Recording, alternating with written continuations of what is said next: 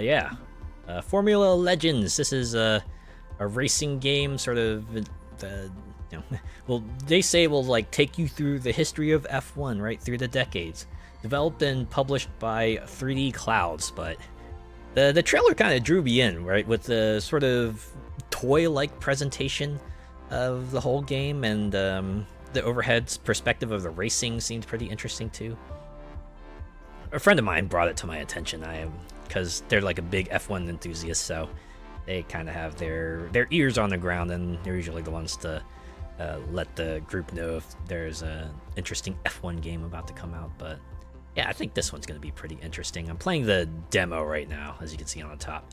It's the build demo, as the handful of tracks, a few things for you to check out, right, to kind of whet your appetite, as it were. So let's give it a go, shall we? Let's check it out and see what's all about.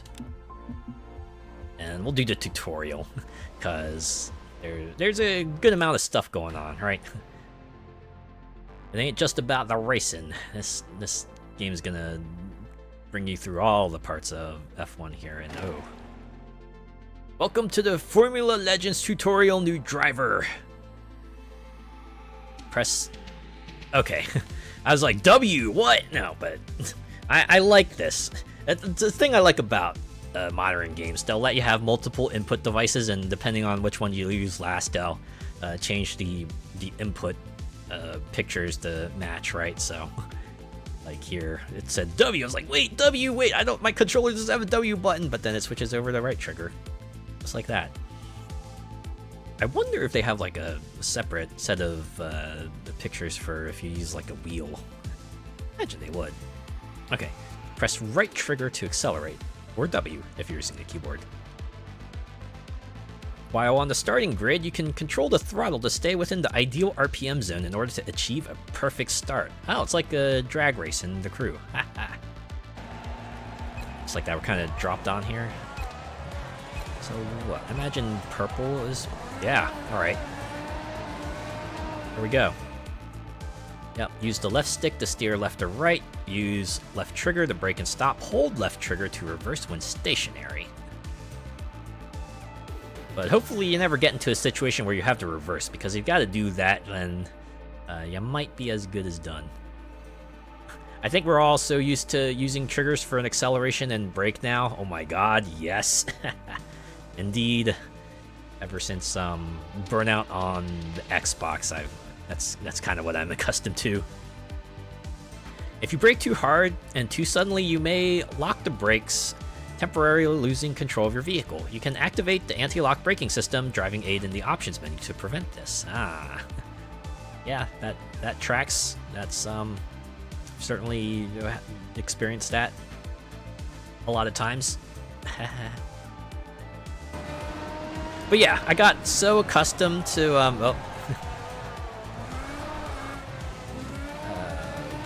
hold on, can I change the settings here? I forgot the...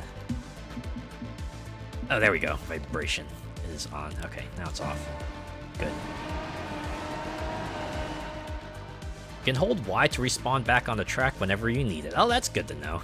So if you're really off course, then you can just jump back on. Don't have to try to put yourself back. I like that.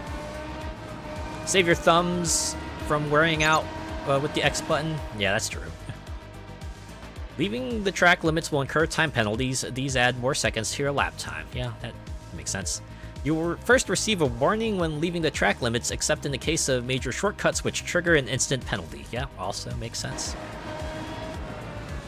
So don't think you're being clever like in Mario Kart, right? No, you must stay on the track.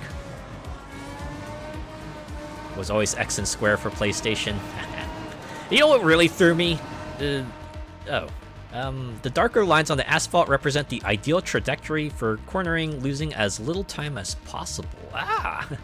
Following this trajectory will also slightly increase your tire and fuel performance. Oh, I like that. It's a little visual aid that kind of makes sense in universe.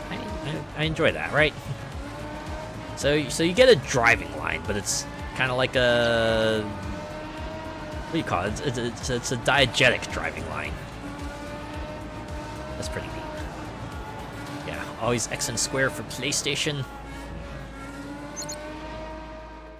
As the race progresses, your tires will degrade and lose performance. Degraded tires become slicker and have less grip, increasing the risk of losing control when taking tight corners. When this happens, the car may start slipping and you will temporarily lose control. You can prevent the loss of this traction by activating Traction Control Driving Aid and Options menu. Choose the appropriate tires for weather conditions. When it starts to rain, equip wet tires for an increased grip. Yeah. So, okay, I want to move it real quick because you do have like a resource meter, right? You have like assuming that's like the heart is like integrity, the black drop is supposed to be fuel, and the blue meter is tire condition. So you have like a bit of resource management you got to do there.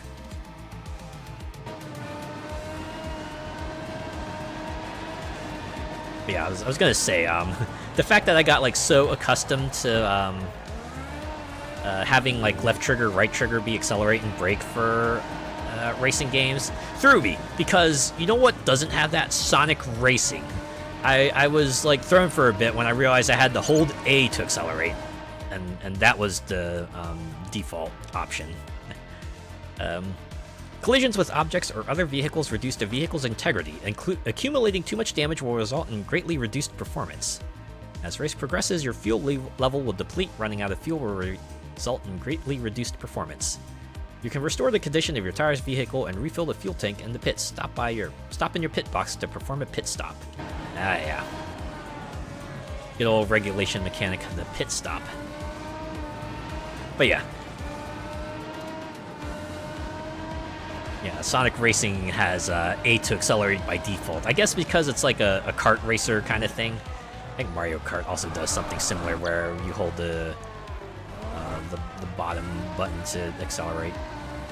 Thankfully, Sonic Racing does let you reconfigure those controls, so if you want to do right trigger to accelerate, you can totally do so. It's just that it's not there by default.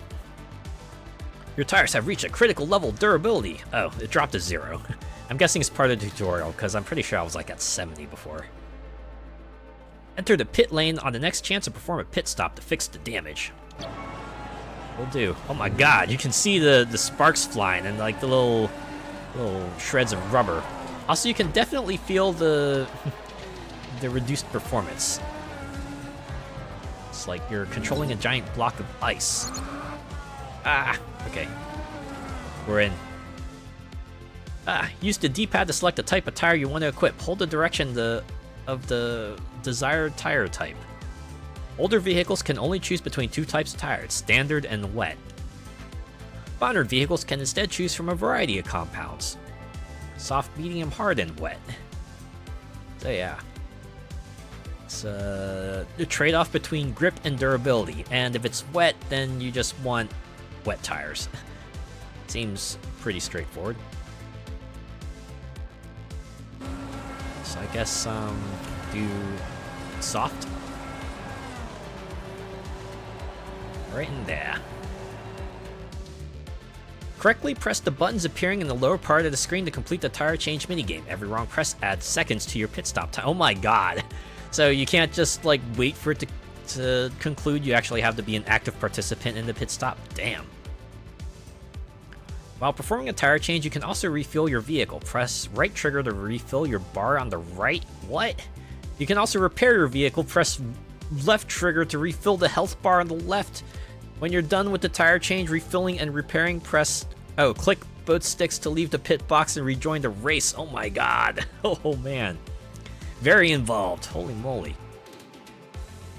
First time using the thumbsticks to steer was totally foreign to me. Couldn't get used to it at all. Oh my. So, what would you use before? The D-pad, I imagine? Yeah, it's definitely something to adjust here, right? When you had like just 8-way input before, and now you got like full 360-degree input, it's definitely a bit of a learning period you got to go through there. Yeah, faithful D-pad, good old D-pad. Still useful though, right? In 2D games, or just being used as like a quick select, or things like that. It's pretty cool. All right. Oh, Y, X, A, B. Okay. I'm back out there. Alright. So it seems like you could just, like, hold both triggers and then make sure you press the buttons in time. Seems like that works out. I wonder if there's a penalty for, like, overfilling, right? Like, what happens if you hold the triggers when your fuel tank and your health bar are full? The WRS, Wind Reduction System, is a technology that only modern cars are equipped with. If the gap between you and the car you're following is less than 1 second, and when inside a WRS detection zone, you will be able to use the WRS. If you are able to use WRS, you can activate it to gain a speed boost, but only inside the WRS activation zone. Is this basically like a drafting mechanic? Is this like a draft mechanic kind of just made manifest? They brought it into the F1 proper.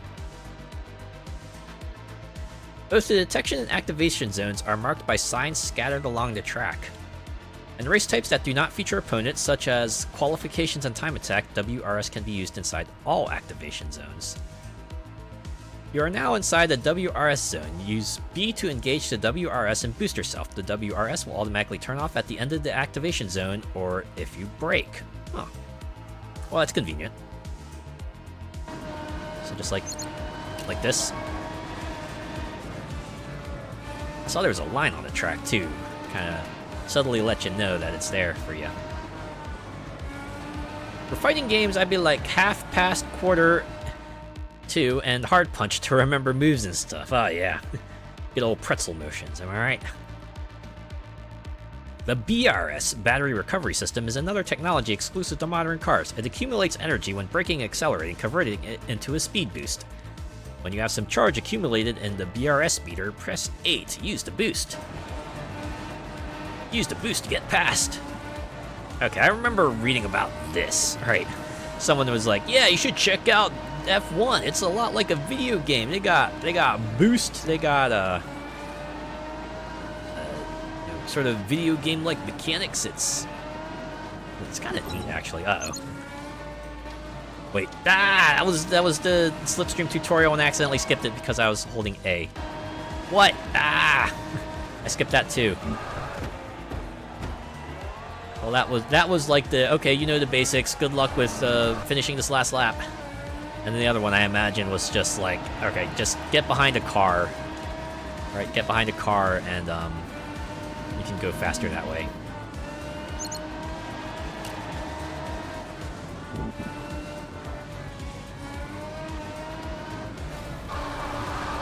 Oh. I almost spun out there.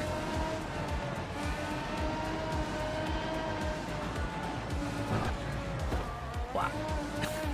Wow, that knocked me back on the track.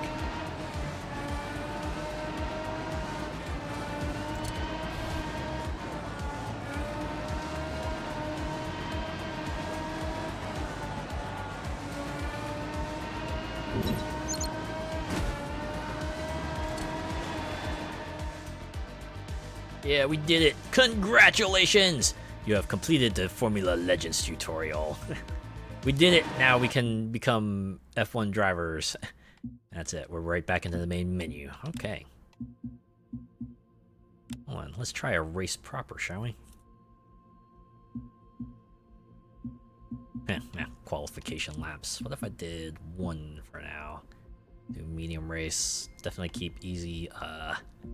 Let's turn off penalties. Don't quite feel confident about that. Now, what do we want to do here? I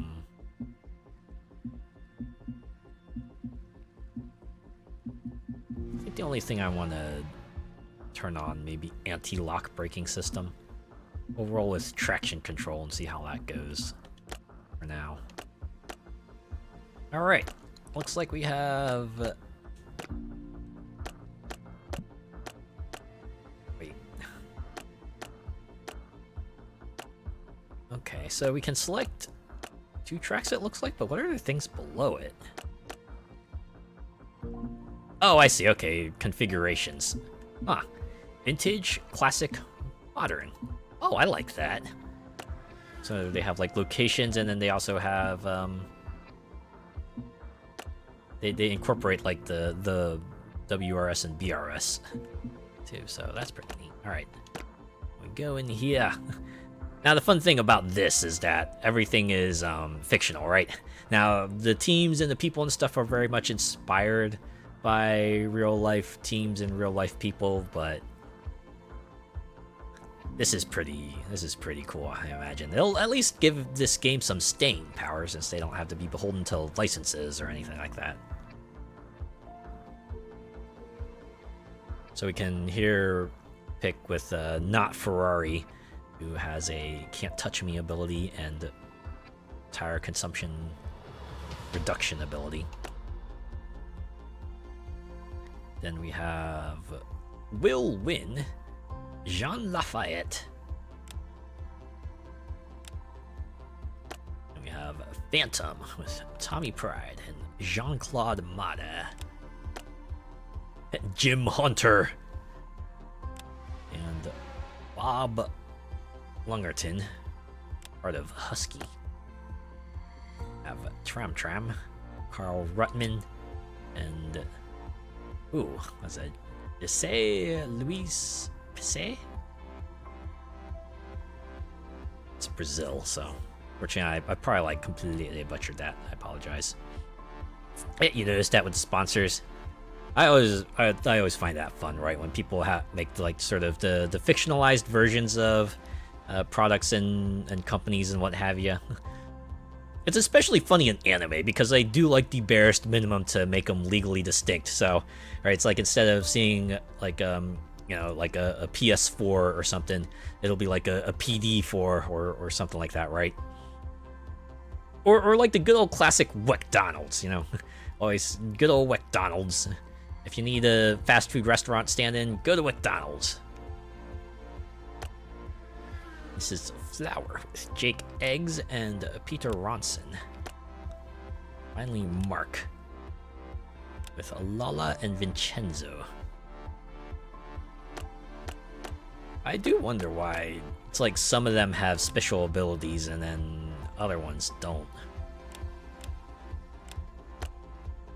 Then again, it is a demo. Maybe they didn't like hash out abilities for everyone or something, but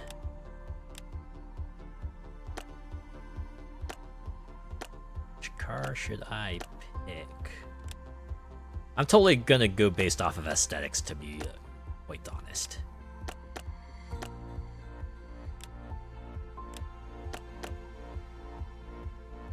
ATS does that really well, yeah.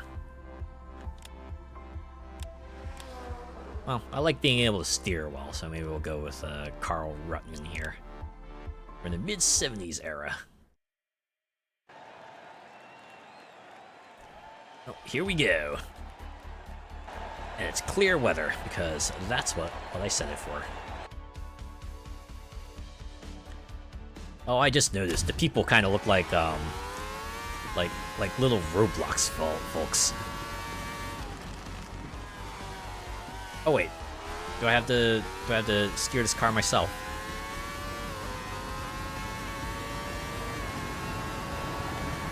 Here we go. I do like if you have like the past race going, the aesthetics are very different, right? Like you saw like how the tutorial HUD looks, and then the past HUD is very much different in appearance. It definitely looks like kind of thing you'd see on a TV, right? You just like see the channel marker on the one corner, or if you have like the VCR running, you might see the time code on there or something like that. Nice autumnal trees, yeah, it's pretty cool. I do like that too.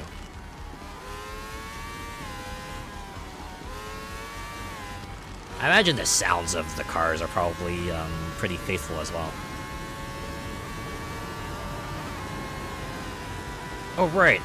I forgot I was doing qualifying laps. That's why there's anyone on the track yet. Well, I get to start on 14th, which is actually dead last. All right, great. Let's see how this goes. I imagine I'm going to get my butt kicked, but hey, that's how it be, right?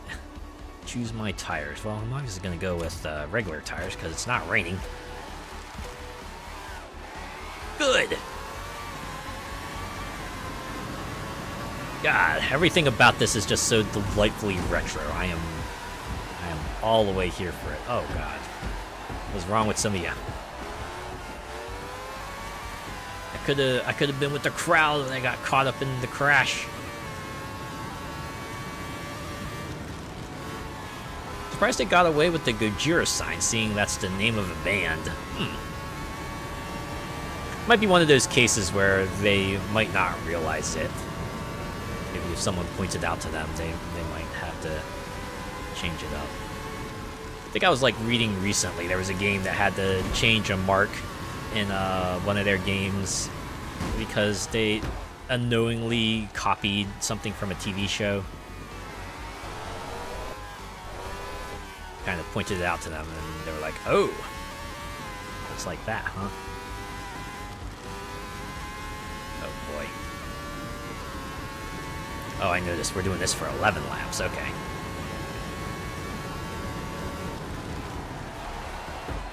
Oh my God. I think I need to really go slower around that curve. Man. Even on easy, these guys do not pull their punches. That just means I need to get better, right? Maybe stop driving off the track and stuff. They're certainly easy to catch up to, right? But it's just that, you know, they don't give you much room for error. If you make a mistake, then you're going to be dropping some positions, as you probably should be.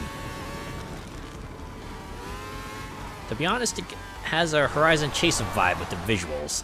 Yeah. Sort of like the retro polygonal look. It's pretty cool. It's a very toyetic quality to it, like I said before, right? Like, you can imagine seeing these cars in like a playset or something, you know? Imagine just like seeing this in the toy section of a store.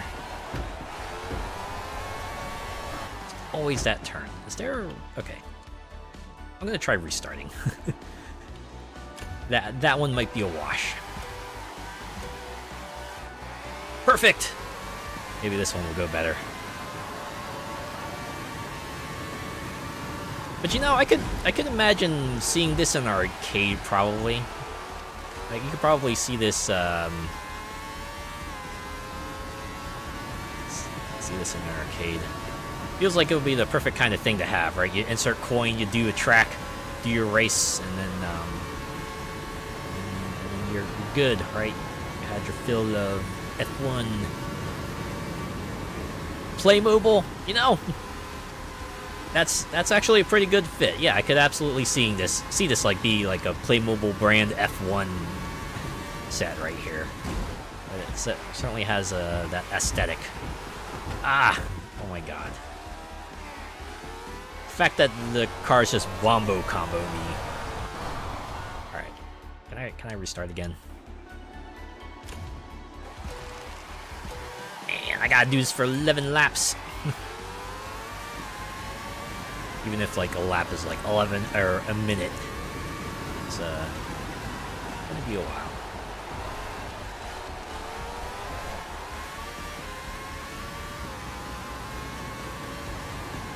Like, even the sound kind of sounds like an RC car, right? I guess this is like how you imagine an RC vehicle might sound. Oh my God.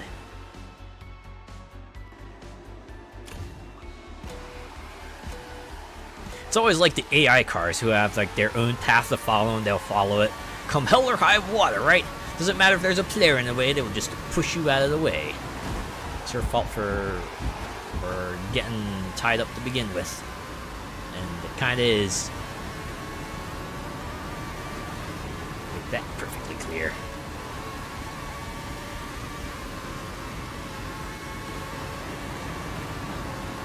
Yeah, look at them all in a line. All ready to just pass on by, just like that. Oop.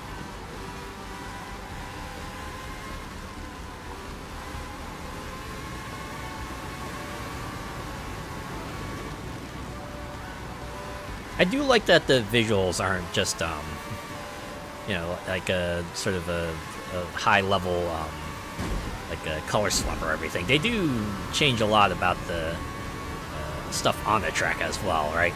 Like how the modern version of the track might have like piles of tires, but this one has hay bales on the side, and maybe not as many barriers. Everything has a bit more of you know, a makeshift look to it. I mean that in a good way, right? You see like the wooden stands and everything, whereas modern times might have like metal stands or things like that. Imagine the style of the vehicles too, right? Imagine those RVs would probably be looking pretty different in a modern version of this track.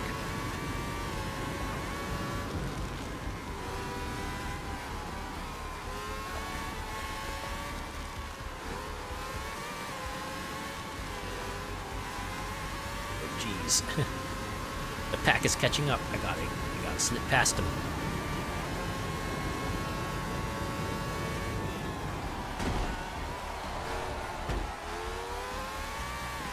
Does anyone collect cars, little toy cars, either as a kid or now? I'd admit I didn't collect toy cars as a kid, but I've certainly picked up a few as a grown-up. Right, usually just like the more crossover type of cars, right? I'm not like picking up every Hot Wheels car that's out there, but if they have like Mario Kart Hot Wheels or like you know, the Forza cars or something like that, I usually pick those up. I think I like Street Fighter cars too. A couple years back, and I got a few of those. So I have like a handful of toy cars. My brother, though, my older brother, had the whole bunch of toy cars. I remember playing with a lot of them as a kid. That was a fun time. Oh God, it's always his turn. Eventually, I'm gonna learn. I gotta like slow the fuck down around that one.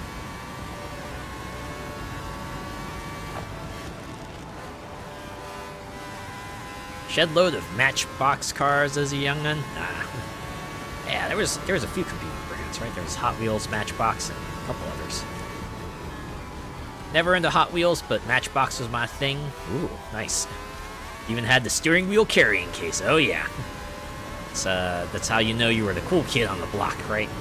When you got the appropriately themed carrying case for your little toy cars as well.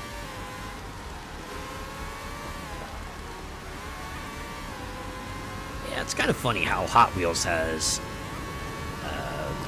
kind of taken off as a brand. You always see like a bunch of Hot Wheels adjacent stuff, like you know, in addition to the Forza DLC, you also have like other Hot Wheels video games and Hot Wheels media of other sort. Not too much with Matchbox. Like, I know there's still Matchbox products around, but I wouldn't be surprised if there were, like, Matchbox video games and Matchbox animated series and what have you, but certainly not as prevalent as Hot Wheels is. You make up stories with them? Yeah. I do the same. I do the same with my toys, right? Especially with Lego figures. I had a lot of fun just like making up stories with my Lego figs all the time.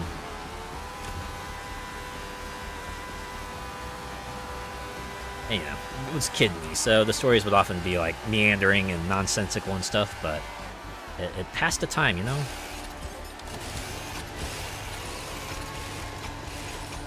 just gonna fill everything back up and get back out there. Clean stop. Everyone, eyes forward now. Oh God, we're in 12th. Man, we're doing so good for a while. What happened? Gonna have to catch up a lot. We just hope they have to pit stop, maybe. Yeah, Matchbox aren't as big as they were back in the day. Yeah. You still see them, right? You still see them when you go to, like, the toy car aisle in a store, but certainly, not making waves. That'd be pretty wild, though. Like, imagine just like some some driving game sometime in the future does like Matchbox crossover DLC. That would probably catch some folks' attention. Same way like how Hot Wheels turned people's heads when they first announced it for Forza Horizon 3.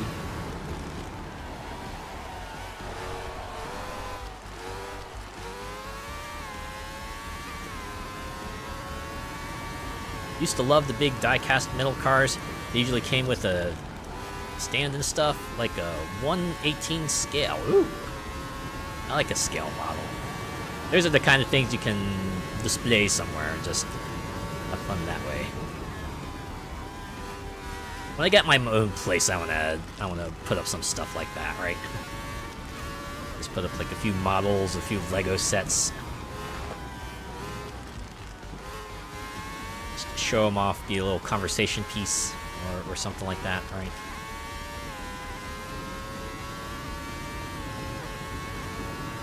I guess I want to be careful about that because in the future I do want to also get a pet. I want to get a cat, like, sometime in the future. So maybe I want to be careful about that. Because I know cats are notorious for just batting things off of shelves and stuff, right? So just gotta make extra sure they don't go bat like a Lego set off the shelf or worse.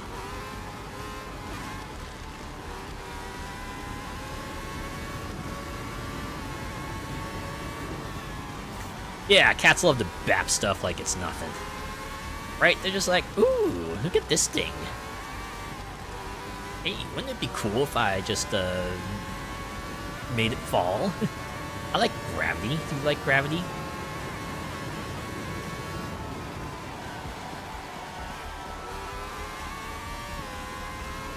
Lord help you when you get your Christmas tree up. I've certainly heard stories about that.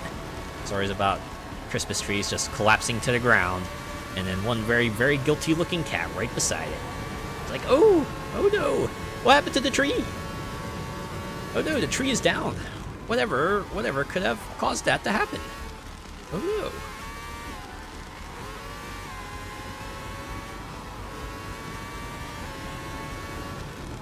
Reminds me of one person I stayed with who owns some cats. I remember hearing like a clattering sound in the middle of the night, so I opened the door to see what was going on, right? I saw like a curtain rod, right, collapse to the ground, along with the curtain itself, right? And there was like a cat kind of wrapped in the curtain, having the guiltiest look on its face, and then eventually it just ran off. And I was trying to put the curtain rod back up when the roommate woke up, and she was like, hey, you know what, don't worry about that, I can fix that up in the morning. And she told me in the morning, yeah, it was probably the cat that knocked it down. I was like, yeah, it was the cat. I saw the cat. The cat was in the curtain. It was very much a cat. Your suspicions were correct. I didn't do it. Yeah, right. It's trying their best to not look guilty, but you know they are. Yeah, I want a pit stop, but I can't. I only have one more lap. F it, we ball. I'm just gonna have to be extra careful. I wonder what the threshold is. They made it seem like this was gonna be a binary thing. Like, if your tire meter just runs to 0, then you're immediately gonna get this increased performance. Same deal with, like, fuel and integrity. Right, it's not like you're getting a gradually decreased performance as you're going through the race.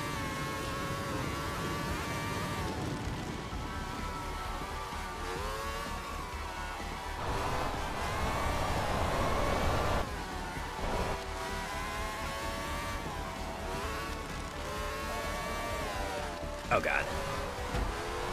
Damn it.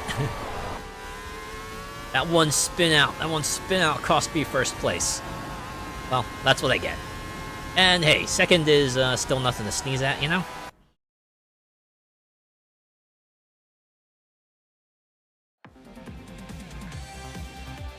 Oh yeah, you ever see the one cat that would wake up its owners by playing with the Doy Boinger thing that would drive you up the wall?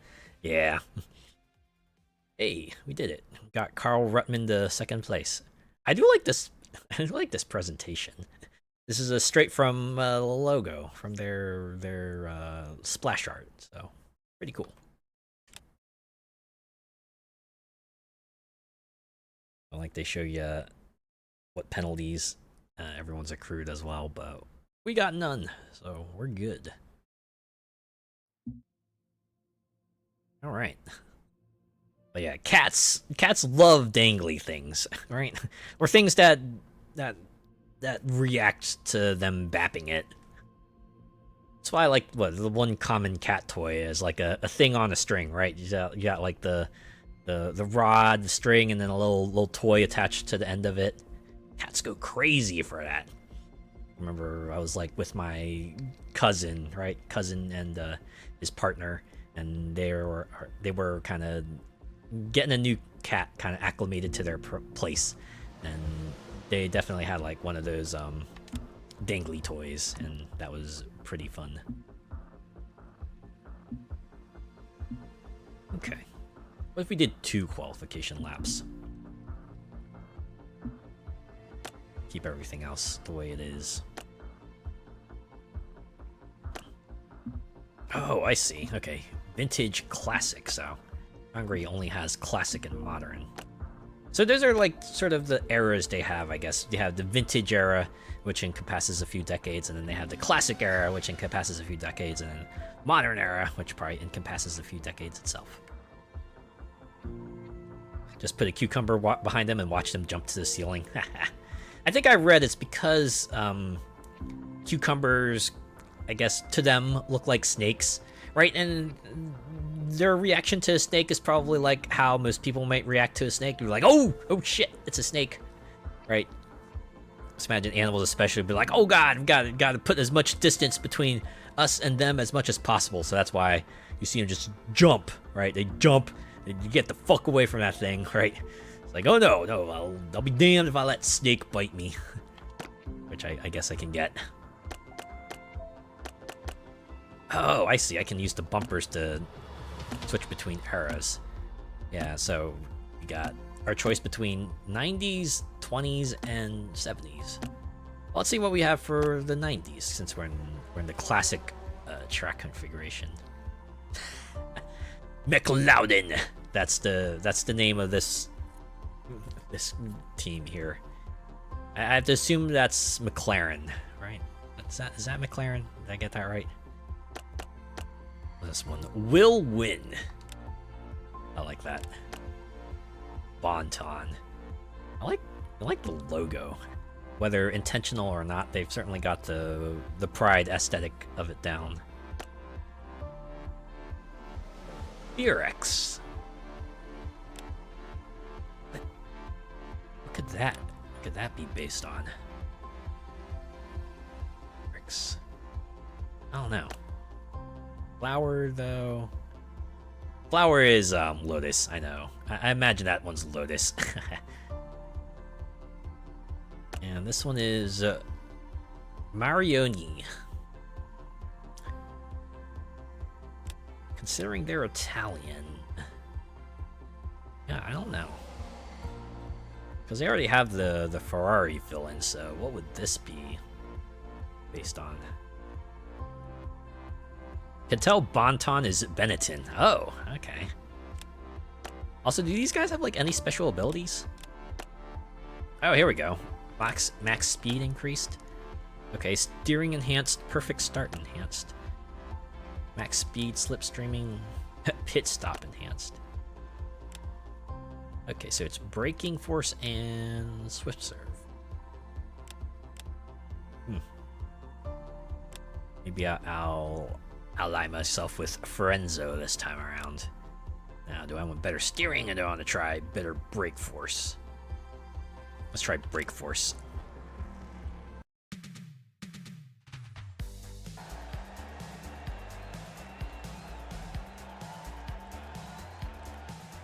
Frenzo must be Ferrari with the color. Yeah, I would imagine so.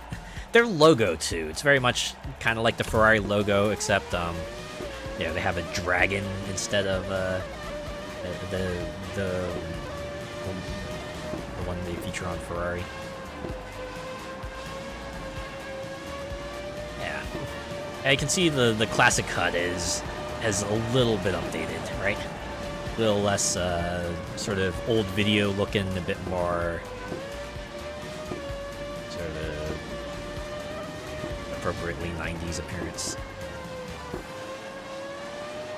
Is it just me, or like the colors also washed out a little bit on purpose to give it that bit of an old footage kind of feel to it, right?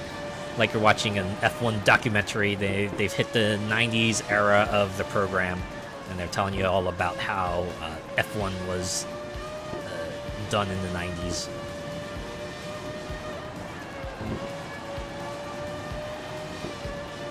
The cars also sound different, so that's pretty cool. Well, like it says on the billboard door, right? Cool. Oh, also says "Holy moly!" That's great. That's awesome. Holy moly! Yeah, that's my catchphrase. Oh, maybe not a catchphrase, but it's just one I say fairly semi-frequently. How do these guys clear this track in like less than a minute?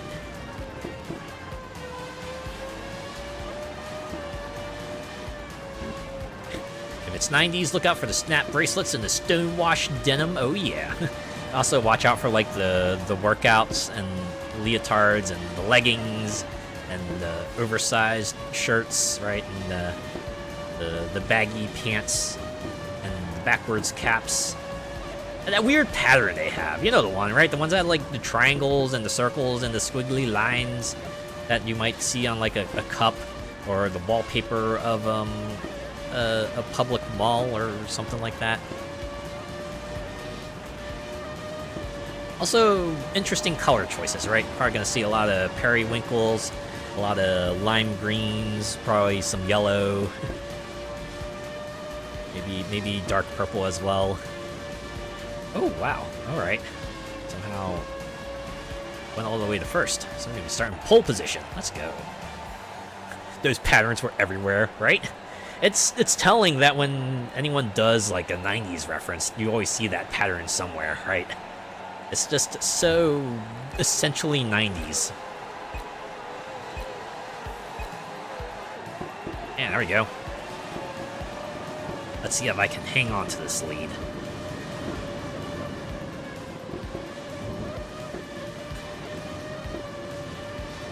And again, this track doesn't have like a first turn that's quite as tight as the other track does.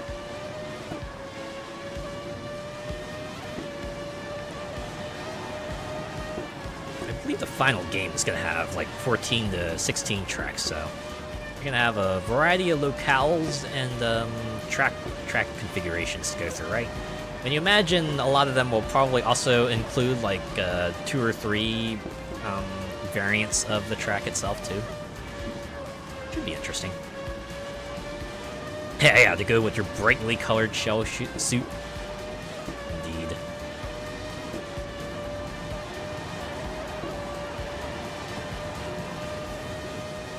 Okay. So if you choose medium race length, it looks like lap limit is set to 11. Imagine if you go for short, it'll probably be like 6 laps, and if you go for a long, oh, I guess that's up in there. Right, that could be from anywhere from maybe 16 to 21, maybe? You kind of wish they would just let you set the number of laps you wanted to race. Like most racing games usually let you do that, right? Not just like a vaguely defined race length. Remember when dungarees were a big thing? Yeah. And the bucket hat. Bucket hats, they've never gone out of style, I say.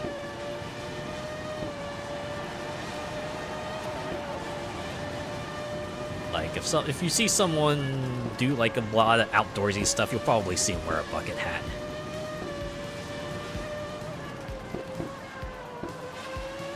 But, yeah, fashion is a cycle, right? Like, sure, there might be a thing that you remember from the past, but give it a while, right? Give it a bit, and it'll be the in thing again. You know, it'll be like, what's old is new again. You always get the one season where retro fashions are the thing. And imagine 90s will have its day in the limelight for a while. Right, give it a few years and we'll probably see like aughts fashion be retro. People will bring that back. And then if we wait even longer, we'll like have 2010s fashion be like the in thing.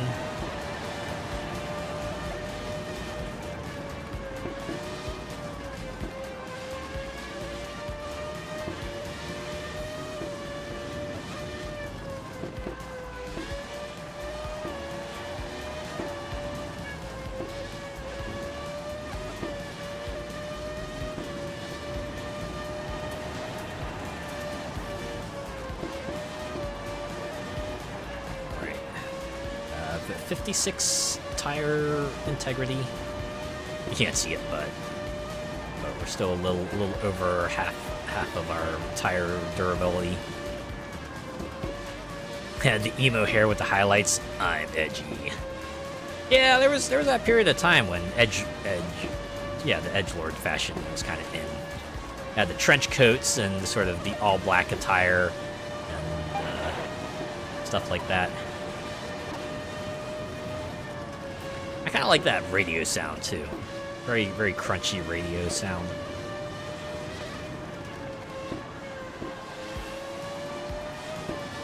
Did anyone ever get those like walkie-talkies? Did anyone ever use a walkie-talkie? I think my parents got my siblings and me a set of them for Christmas. We had fun with them on Christmas, and I don't think we ever quite used them again. They worked okay for what they were, but at least for us, it was definitely more of a novelty, right? Certainly didn't have much need for like far-range communication like some other people might. But it was cool, right? Cool for a moment. Thus, the birth of Hot Topic. Hot Topic and Spencer's. You so had those, yeah? Very nice.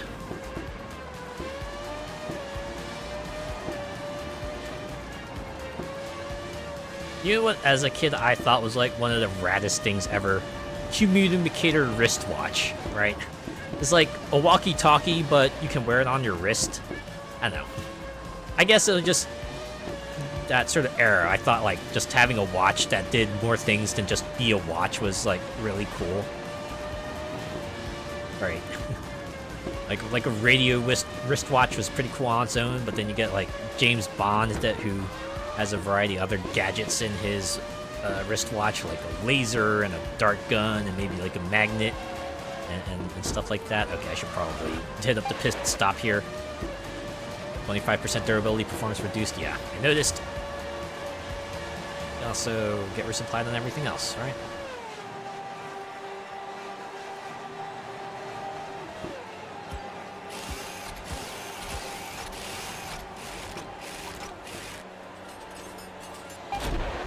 We're out of here. It's okay. We still got 4 laps to make these positions back, and everyone else will have to go for a pit stop as well.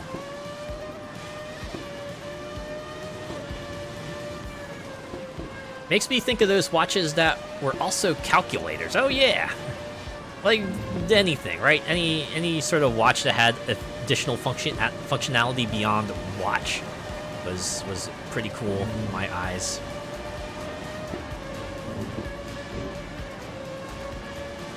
It's like when that one company I used to work for, like just had sort of an incentive program, and one of the incentives you could get was like a fitness band. So I kind of picked that up because, you know, it's like a wristwatch plus, and I just thought that would be pretty cool to keep track of my steps and, you know, my potential calorie usage and sleep schedule and things like that.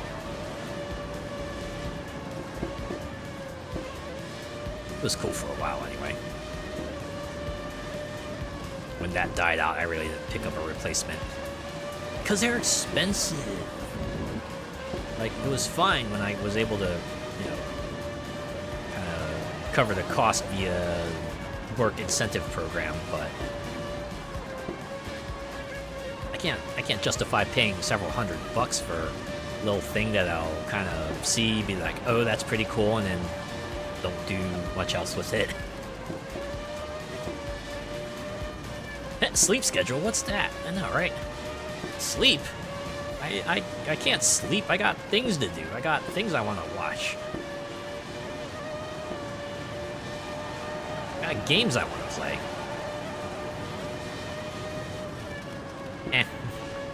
If sleeping didn't feel so good, I would try to skip it, but unfortunately you need that rest, right? Even if it's just like a handful of hours, it's better than nothing. Although then you'll always like run the risk of oversleeping. That's always a bad feeling. You just wake up and you realize, oh god, it's later than when I wanted to wake up. You know, suddenly you just like lost a lot of time on the clock and you gotta rush to get everything done that you wanted to do that day. Or maybe you might have to reconfigure your schedule because of it. Hopefully that hasn't happened to anyone else. It's always a bummer when it happens.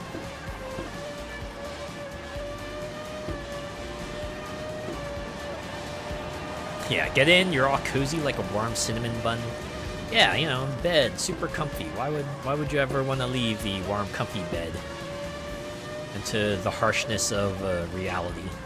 Especially during winter, right? You gotta step out into the cold weather and you're like, oh geez. If only we were able to do everything from the comfort of our own home. Sure would be nice, wouldn't it? Even better when it's raining out. Yeah. Good old ambient noise to kind of help lull you to sleep. Or, you know, make you feel more well-rested.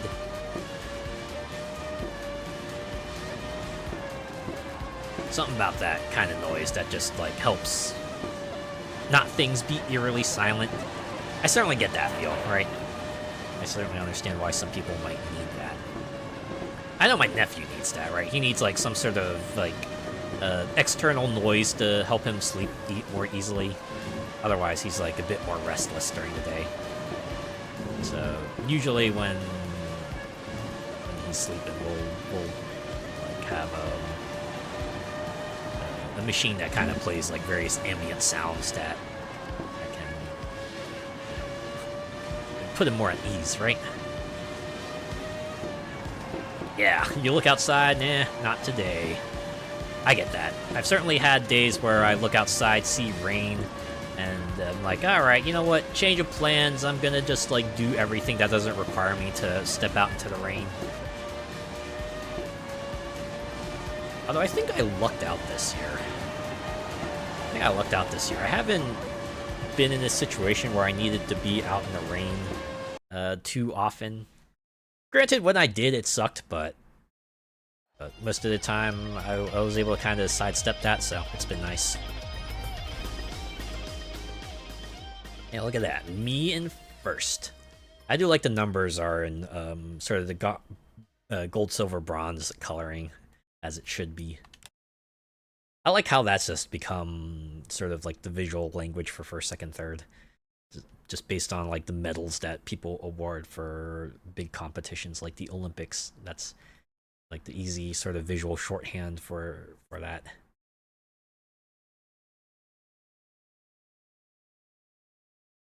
You're like that, you can't sleep in total silence. Yeah, I get that feel. All right, it's just it can creep you out. Right, I get that.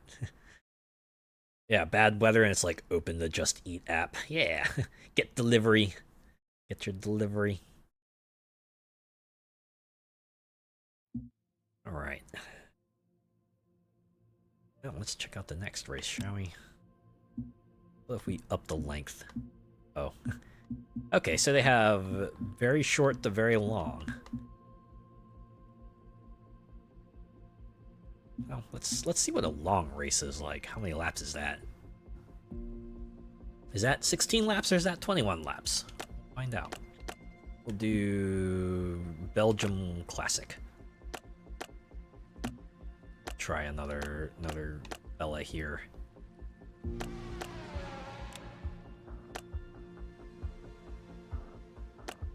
Let's go with not McLaren. Let's go with that and do the guy with acceleration and pit stop enhancements. Yeah, hear the creaks at night, and you just start hearing the OG Resident Evil soundtrack. I certainly had that as a kid, right? And if it was like maybe a bit too silent and I was focusing a bit too much on it, I just like suddenly hear footsteps and stuff, and that would kind of freak me out a little bit. So I certainly had restless nights that way.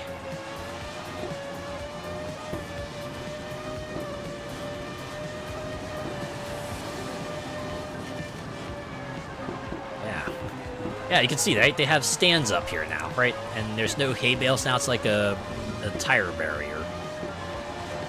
Certainly change things up.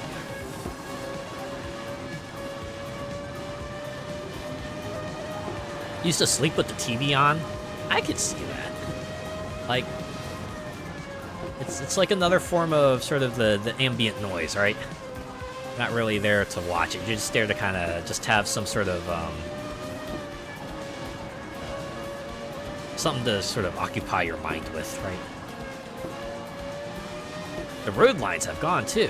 Oh yeah, yeah they have. And this used to be a road-ass road, but now it's more like a racetrack-ass racetrack. Yeah, wake up, see the most random program on. Right, it's like an infomercial, right? They're like trying to advertise like some sort of shampoo to you, because it's that sort of the late night hour for paid infomercials. You know, how they did advertising back in the day. I imagine they still do advertising, maybe not as much. Because hey, who's watching TV at that hour anyway? Might as well have the people trying to hawk their products be on there.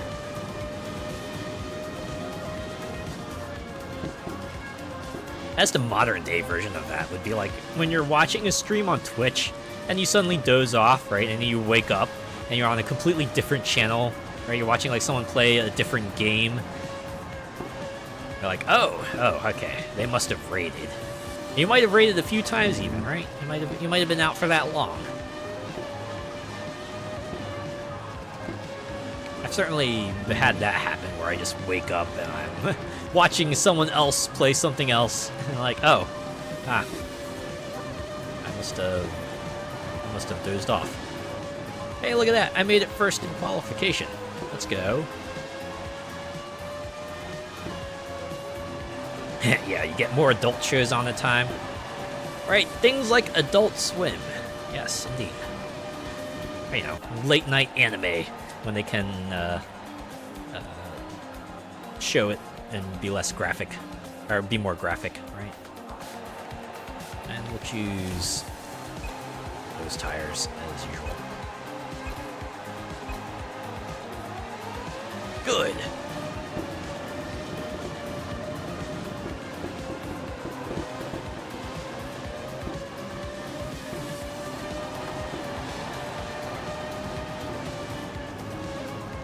Stuff like Naked Attraction, a dating show where the contestants are naked. Well, I guess the premise of that is, yeah, you know for their personality, right? Not how they can present themselves. It's all laid bare, you know.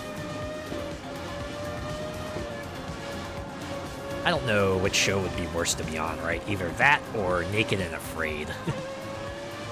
Which one would you rather be on? Would you rather be naked and try to court other people or have people court you?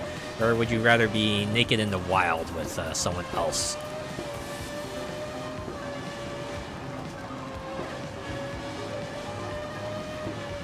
I might actually take my chances with the wild. But that's just me. I imagine other people may be different.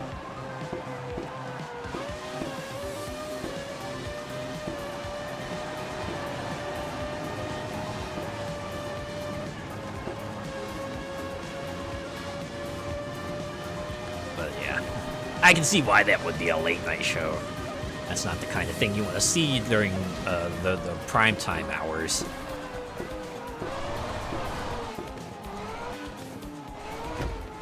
Alright, it's like the same deal with like the other late night programs like Jimmy Kimmel and Colbert and Seth Meyers and Daily Show and things like that, right? They can afford to be a bit more daring, a bit more lewd with their remarks. The Wild would be better, I think. Yeah, you got me. At the very least, you know, nature is like maybe a bit more predictable. As long as you read up on your wilderness survival, you could probably hack something out. People,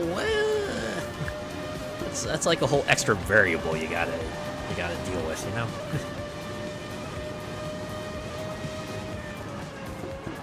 Bravo channel used to show a lot of that sort of programming. Yeah, that and Spike TV, if I remember correctly, right? Television for men.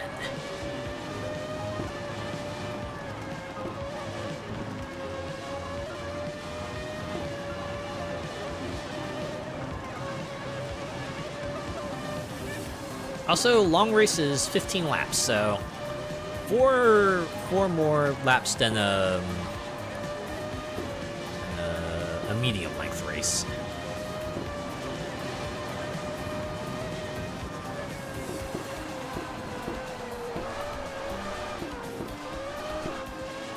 So I'm at a hazard like a wild guess. I imagine a very short race would be like 3 laps.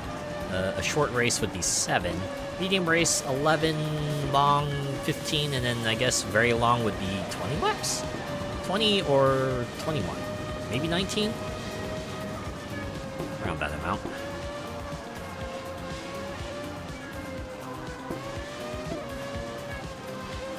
Miss Spike, they had some great retro shows.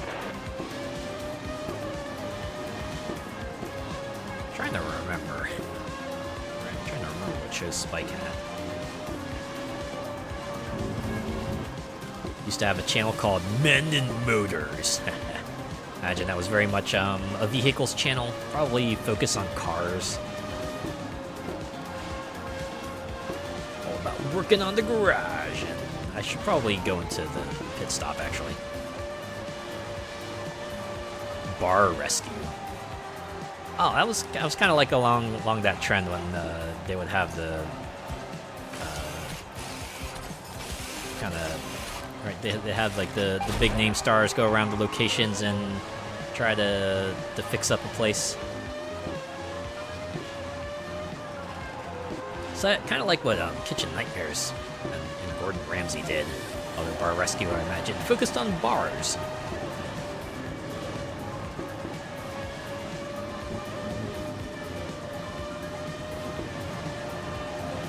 A lot of car shows, wet t-shirt contests, and those ropey phone lines with chatting women. Yeah. I mean, it's called Men, right? Half the channel is called Men for a reason. Yes. Yeah. Bit like Kitchen Nightmares, but for pubs. Yeah, that makes sense.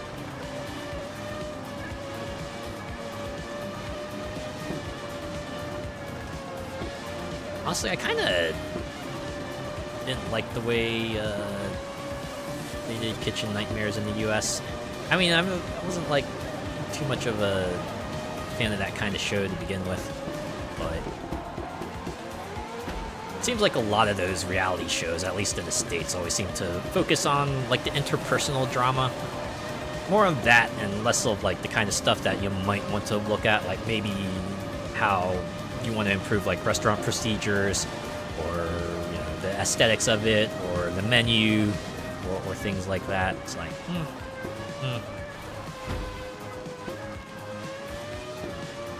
Yeah, the US version is dramatized compared to the English one.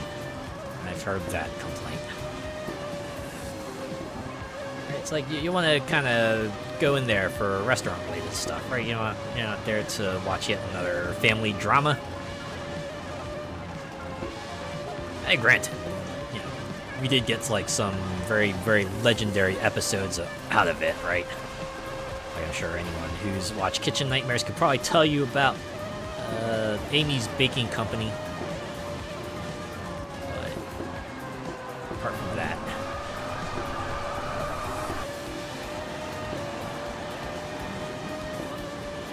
I think they tried to do like a revival season too, right? I think that was like on Netflix or something. It didn't seem like people were too warm on that.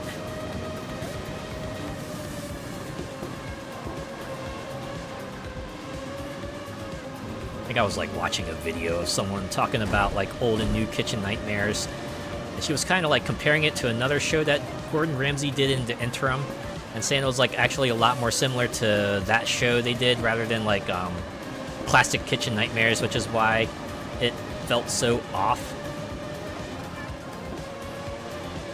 And yet it got another season, so yeah.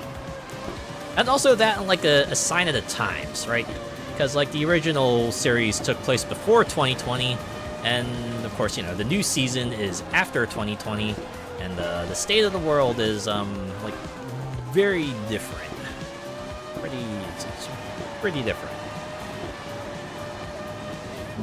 Right, like 2020 itself was kind of like the filter for businesses that were struggling to begin with. So when the new series rolled around, it didn't have quite the pick of the litter as you used to. At least that's like what the video person concluded anyway. Always like the kitchen inspections. Whew! I was always like the mixed bag, right? On one hand, you're like, oh god, how did it come to this, right? On the other hand, you're just like, it's kind of like watching a train wreck, you know? You're just kind of like marveling on just like how far down everything's gotten. Yeah, the woman was so unhinged, yeah. It's memorable for a reason, and not like the reason the owners were hoping for. Hotel Hell was a good one too. Almost felt like that one was kind of like using Ramsay for the sake of Ramsay, right? It's like Ramsay's whole specialty is like, you know, foods and kitchens and stuff, so it makes sense he would, you know, do Hell's Kitchen Nightmares, because that's kind of like within his wheelhouse. But Hotel Hell is like, that's starting to be a little bit outside, so thought maybe that was just like leveraging star power for a bit. But on the other hand, if the shows were good, then well, that's at least something, you know. Really don't know how some of those places are open after he finds all the rotting food and mold and stuff. Yeah. It also just like makes you think about all the other restaurants. It's like, oh wow, I ate there, you know, and they probably had good food. And it's like, oh god, now you're thinking, oh god, wait, what about all the other times I've eaten there?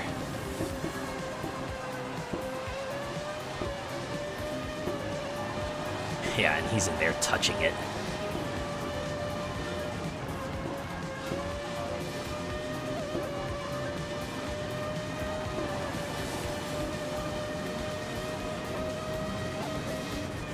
You know what's another food show I miss?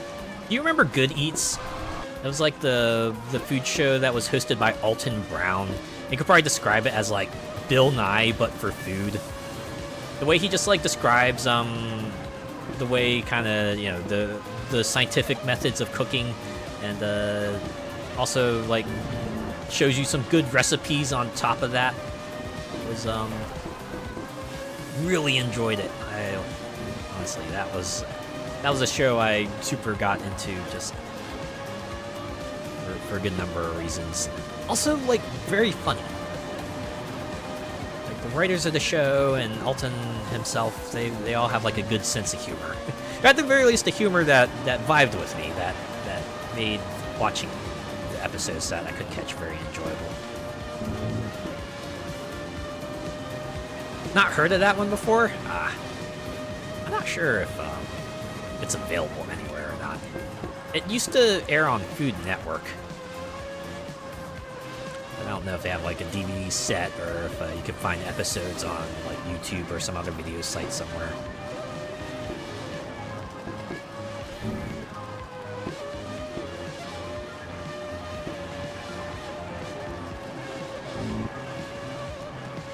The Food Network here shows a lot of Man vs. Food and that Diners Drive-In one with Guy Fieri. Oh, I've heard that fella's name.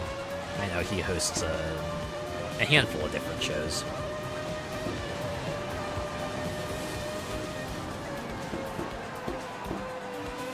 Something of a meme. Man.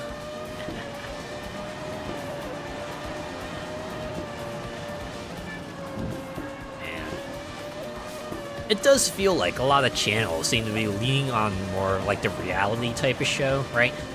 Less of like you know, like the produced programming and more of, hey, we're gonna just like give a group a camera and just have them film their day-to-day activities and try to drum up some drama that way if we can. Like I remember when Discovery Channel used to be all about like documentaries and sort of scientific shows and stuff, and then even when they like had more of like the reality style programming, they were still trying to put an educational bent to it, like with MythBusters. But then you also get stuff like Deadliest Catch, which is like maybe a bit more dubiously connected to, you know, scientific procedures and stuff, right? The original intent of the show.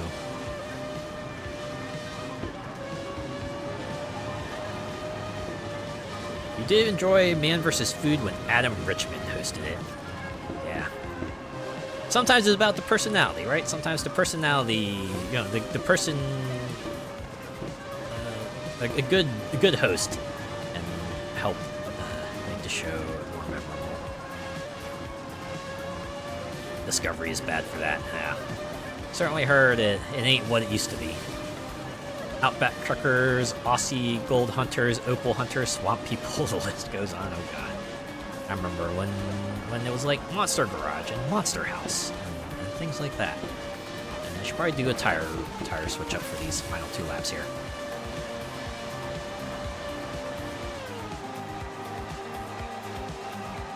However, anyone remember TLC, right? Remember how TLC used to be called the Learning Channel? Yeah, I remember. Pepperidge Farm remembers. Yeah, they used to have a lot of cool shows, but now it's all about like trashy reality stuff, and it's kind of sad. I used to like watching that channel for educational programming, and now the only lesson you can really take from it is don't watch TLC shows. You loved Monster Garage with Jesse James. Yeah, it was kind of fun. You know, sort of like in the vein of MythBusters, with just like, oh, we'll create like some sort of crazy rig. Although, you know, it's like MythBusters, where it was about like trying to test a pop culture myth. In this case, it was just like, you know, making an elaborate machine out of a mundane vehicle or something like that, right?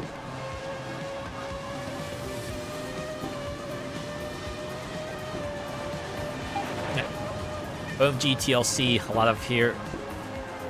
Wait, Pimple Popper Doctor? And stuff like My 1,000 Pound Life? Used to have Maury Povich. Oh god. That's a sign of the end times for a channel, when you have one of those shock shows on there. Jeez Louise. Damn.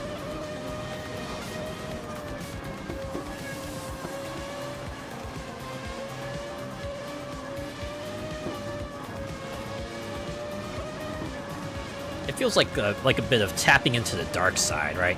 I imagine they probably got their start. It's like, oh, we want to stretch out, we want to try something, and then they see like the ratings boost they get, and then they kind of become addicted to it, right?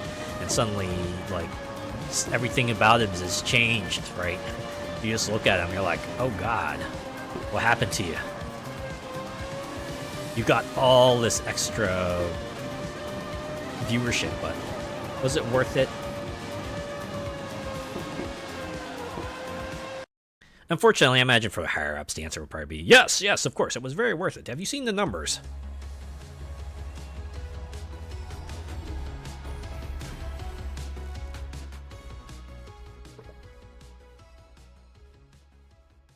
Whew, excuse me, I had to get a bit of water there.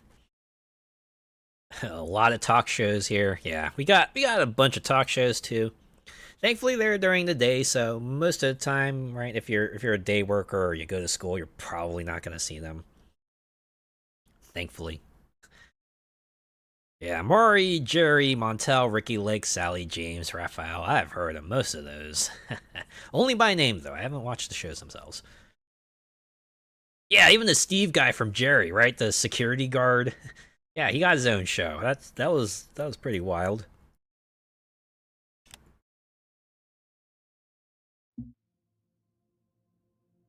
All right. Let's try one very long race. I'm just curious to see how many laps there are. And we'll go to Modern Hungary. That means we'll get all the extra mechanics now, right? We'll get the BRS, we'll get the WRS. This ought to be fun. We'll do mid-20s teams. Judge Judy.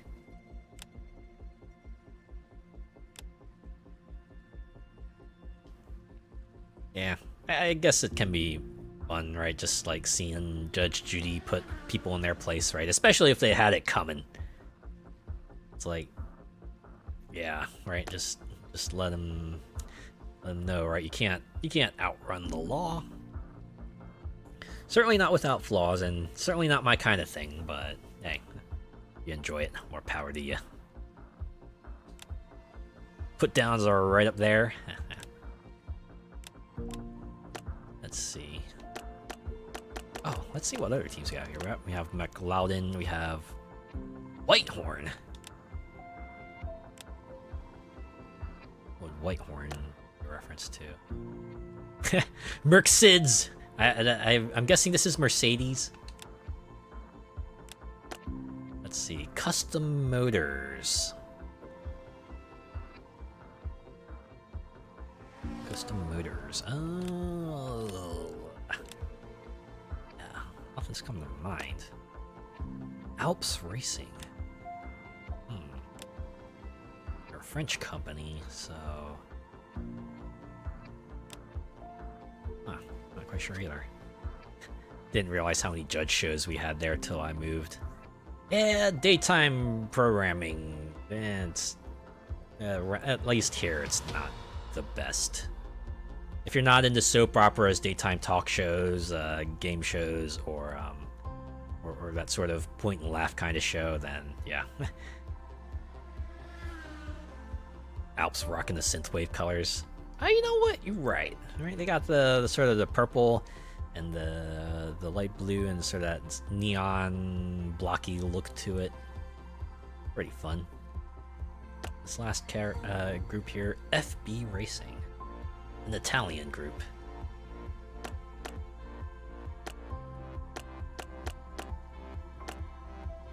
All right, what's everyone's abilities? That's what I want to see here.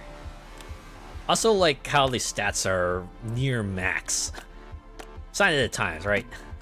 It's like the early cars are obviously slower and a bit different, but as you go further up, and the base performance just gets higher.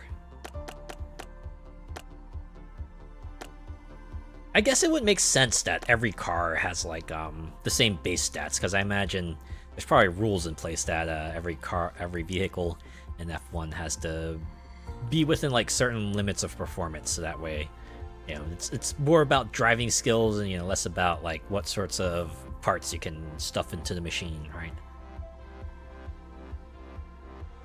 Divorce court, you're like, woo, and you saw that on.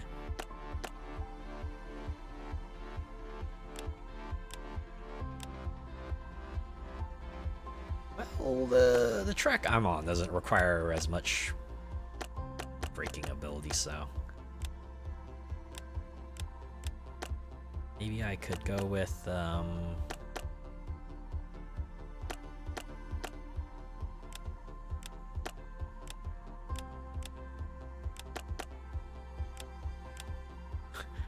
wanna rep Whitehorn this time. We're gonna go with Mike Pierstallen. Hope I got that name right. Alright. Well, now we're getting modern F1 with all the bells and whistles associated with it. But look at that. Now we got ourselves the modern HUD as well, right? Everything's got that sort of sleeker look to it. The meters are meter-looking meters and not like that sort of digital loadout that you might see in an older vehicle.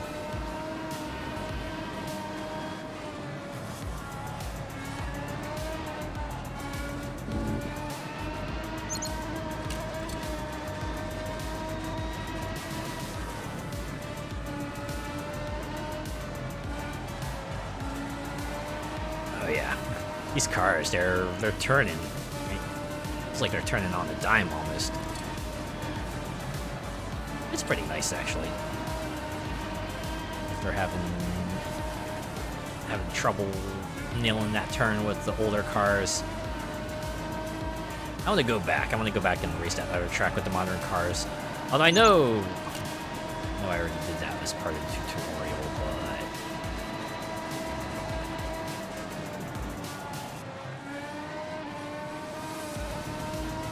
also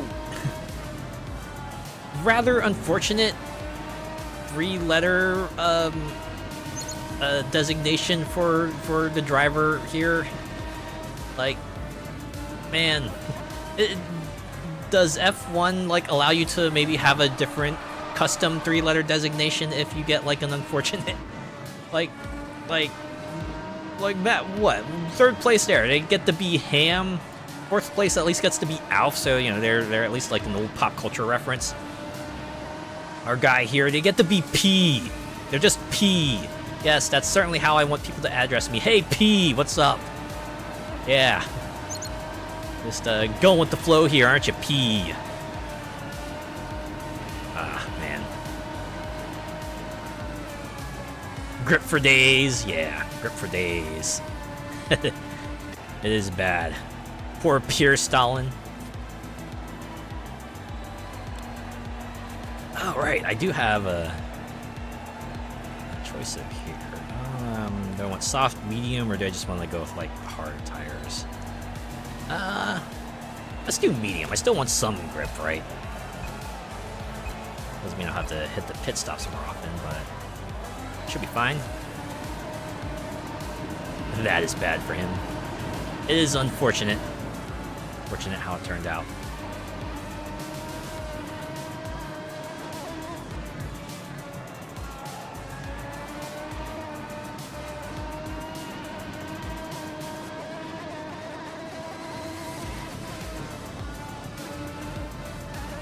Always gotta pity those folks, right? The ones that just have like the unfortunate shortenings of their names that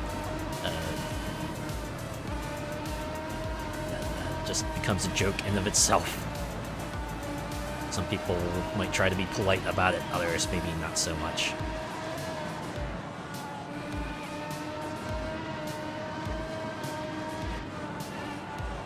Okay. I see a very long race is 22 laps, so that's actually like a bit longer than I expected. But, yeah.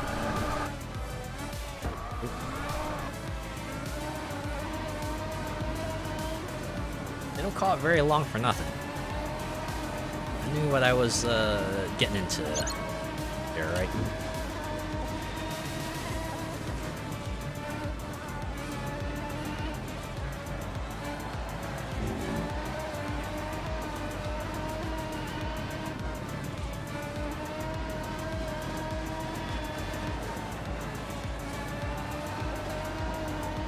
Does make me wonder, post-launch, will they add more settings? Like maybe if past very long. They might have like extra long race, and then like super duper extra long race, and then mega ultimate endurance test perhaps after that.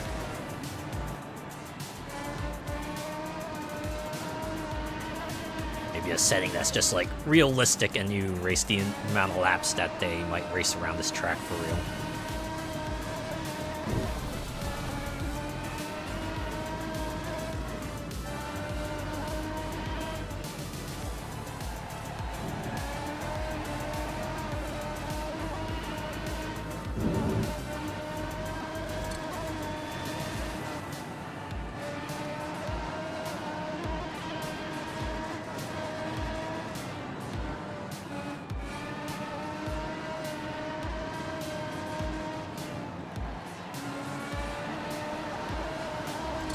Tires are at 54. I think I could do like another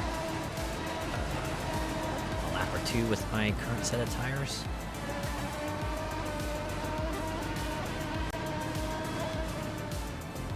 So it looks like at least these tires on this track have a run time of about 9 laps, I'm gonna say, right? 9 laps if you run them all the way down. Obviously you want to swap them out before then. I can do like one more lap in the current state, and then I'll hit the pit stop.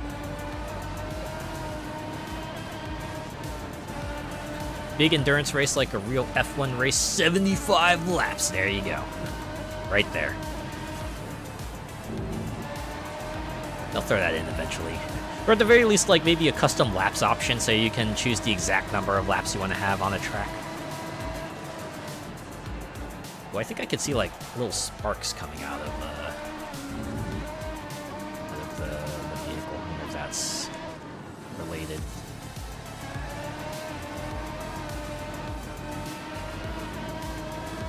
Yeah, looks like we might be hitting 25% before we hit the pit stop. Things will get very interesting then.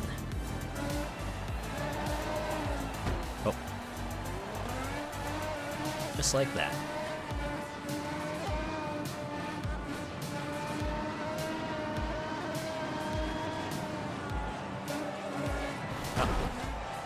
Happened again. All right, yeah. I should probably pit.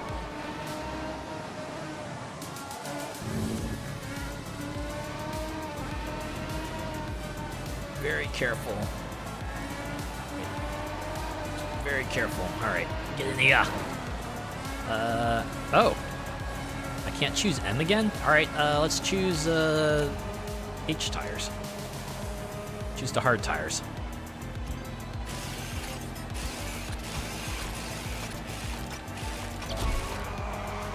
5 seconds. So is that going to be a case of you can't use the same type of tire twice in a row? Or is it going to be a case of you can only use one of each type of tire in a given race? Okay, yeah, this one has a bit more of a turning radius to it.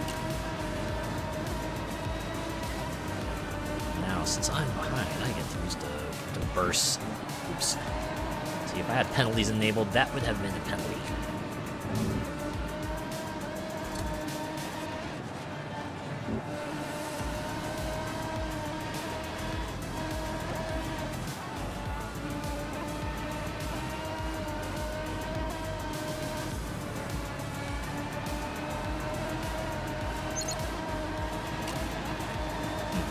I know F1 has like another mechanic that's like based on the social aspect of it, where like each racer will get like number of likes or something, and then I guess whichever racer has the most number of likes will get an extra boost that they can use during the race.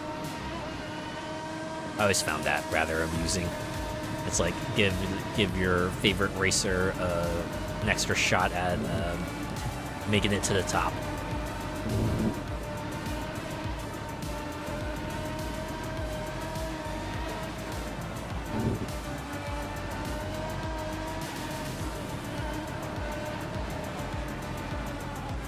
Just need to find the opportunity. There it is. Passed. Fly!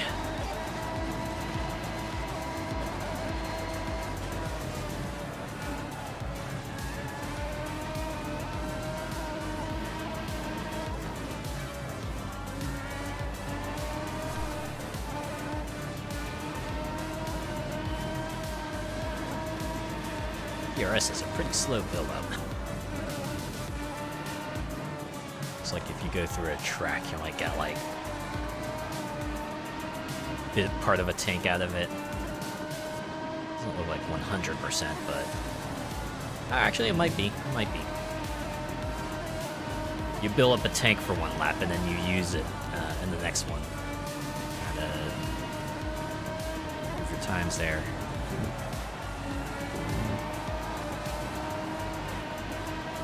Remember, the straightaways probably the best opportunity to use it, or maybe like straight out of a turn, right? To kind of get yourself back up to speed.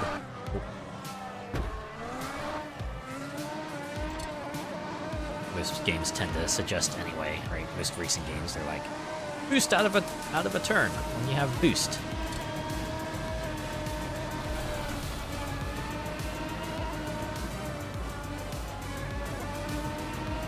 Certainly see the logic of it though. Right, it'll keep your average speed up. Yeah, get back up to speed. Makes sense.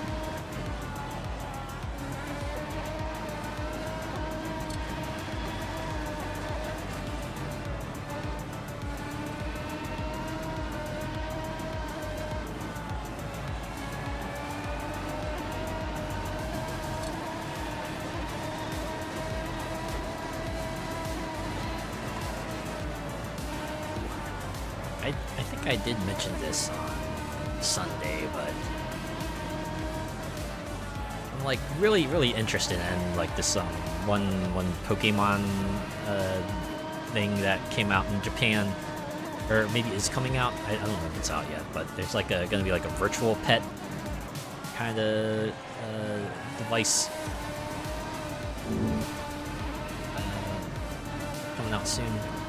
Like a big old Pokeball with a LCD screen on the front. You'll be able to take care of it, and the one thing that people kind of really got their attention was that you can kind of head pat the Pokemon, right? You kind of like, you press down on the top of the ball and then you can head pat the Pokemon. So I thought that was like pretty interesting. I really do hope that like makes it worldwide, because I'd certainly have some fun with that. I guess it depends on how expensive it is. I can't imagine a thing like that going for like less than $100. Or I got like hella tech in it. Hell of a way to get to work in that. Yeah, can you imagine going to work in like an F1 vehicle? That would probably be like the coolest thing ever. Oh my god. Can you imagine having that for like someone's birthday, right? Kid's birthday, you see like F1 driver just like parked out in the front. They're like, hey kid, hop in, we're gonna get you to school.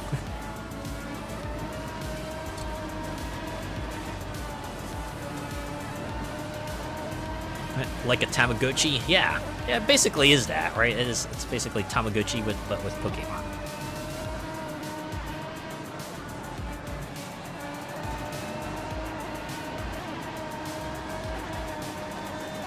Honestly, Pokemon and virtual pets kind of already pretty good fit, right?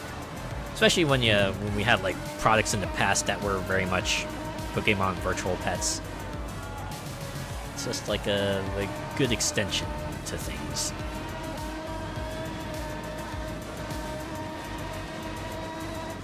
I remember the Poke Walker that came with what was it? Soul Silver and Heart Gold.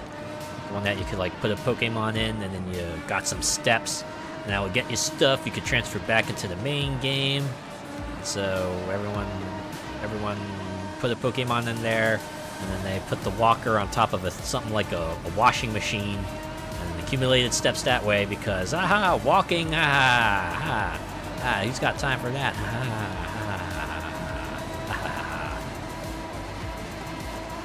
I kid, of course, I actually did. I must be like some sort of anomaly, someone who does walk on occasion, so certainly got some mileage out of those walker-type devices that way.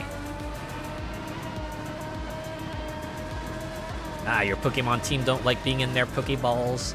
It's like Ash Ketchum's Pikachu, right? Pikachu hates the Pokeball.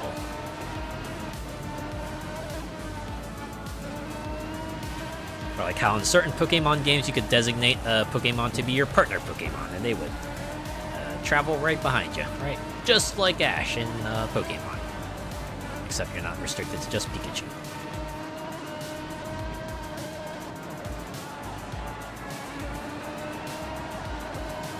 So who was your Pokemon team anyway? If you were like a trainer in Pokemon, what would your squad of 6 be? I think my squad would probably include like Gardevoir and maybe Frostlass. And I think Alolan Ninetales as well.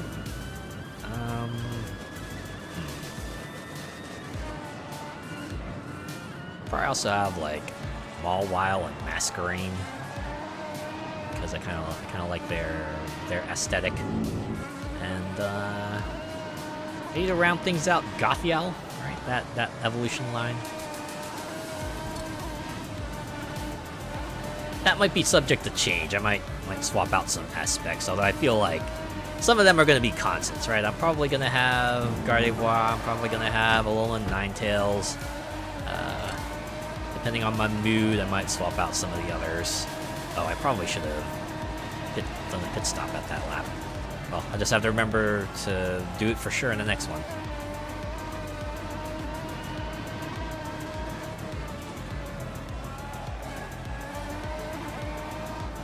Some others that I might include, like Miss Magius, Sylveon,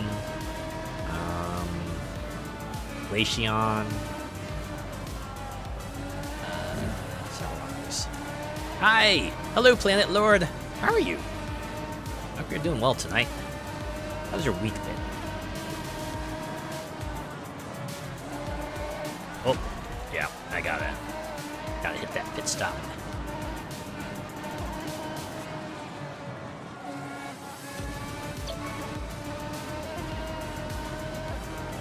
Yes, I can see there, 25%. Let's get in here for lap 16. Oh, now they're letting me select M tires again? Alright, yeah, I'll pick them.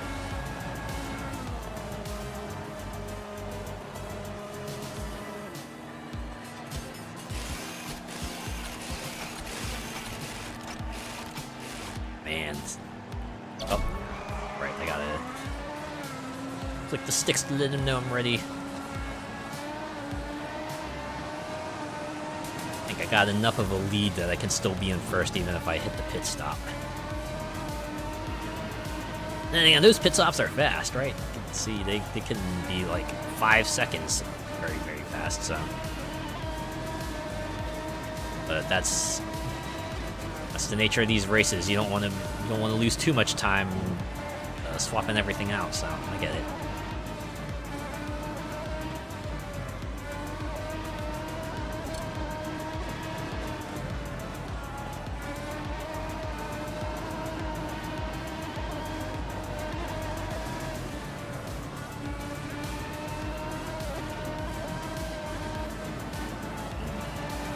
Probably do another pit stop at like 20 laps. Certainly don't want to press my luck and stretch these tires to their limit. Ads are back. Hello, Planet Lord, if you missed the greeting because of ads. And in the games, your team is always Zekrom, Arcanine, Houndoom, Serperior, Samurott, and Entei. Yeah, that's a pretty badass team right there. That's pretty cool. Certainly a team that would set the world on fire, and then maybe extinguish it and grow some new life a little bit. Yeah, Samurott is interchangeable with Ursaring. The interchangeable heavy hitters of the squad.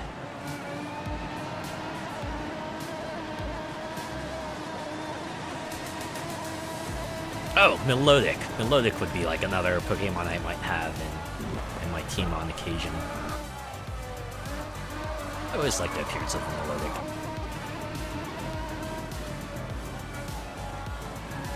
Melodic is like one of the examples of Pokemon that I found amusing because when it was first introduced, it always had like these super esoteric methods to acquire it and then to evolve it.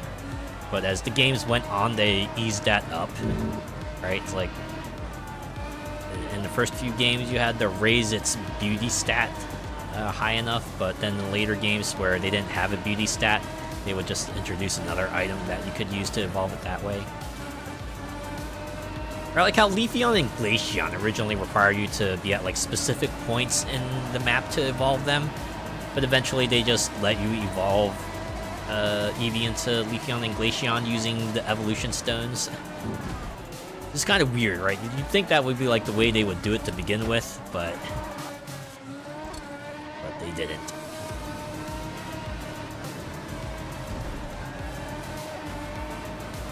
Rapidash is one you like too? Oh yeah, Rapidash. Yeah, Rapidash is pretty cool, right? You gotta respect like a majestic fire horse. I also like the Sword and Shield variant of it, right? The one that makes it, that gives it like a bit more of a cotton candy feel to it. I like it.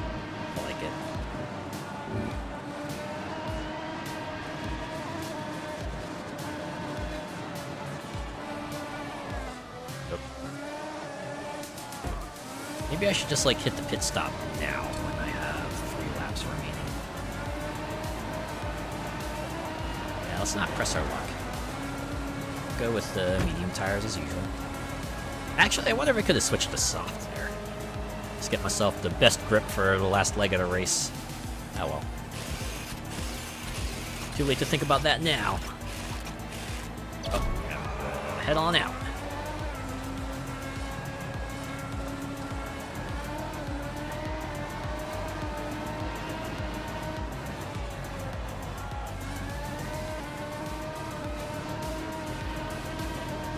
Oh, you know another Pokemon I have like a bit of a soft spot for? I like Furret.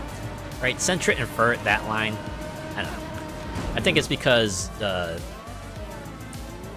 don't know, Furret just like, you know, being a long boy, just imagine cuddling with a Furret is probably like, probably super fun. Probably feels nice. It's like a big plushie, I bet.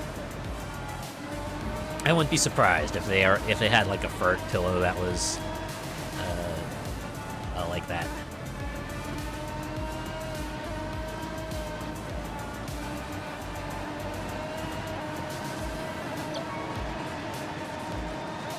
Yeah, Zebstrika, the zebra Pokemon. Yeah, they were pretty cool too. Oh, you know what else I liked? I like Primarina, right? From Poplia, the Sun Moon starter, the Water Sun Moon starter. I like the final evolution, just like being a majestic seal type. That was like one Pokemon I actually went for in Sword Shield. Just like tried to grab a Poplio when I could, cause I like Primarina. I like the owl from that generation too.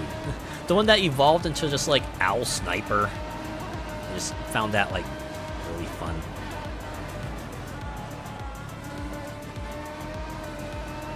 Electivire looks like Dr. Robotnik's logo in Sonic Adventure 1. Now I think about it, it kind of does, doesn't it, right? You just made it all monocolor and stuff, it will definitely have a resemblance to it. Have a soft spot for Buizel. Buizel's a nice one too. I admit, I like the appearance of that one as well. It's fun. Pretty cool.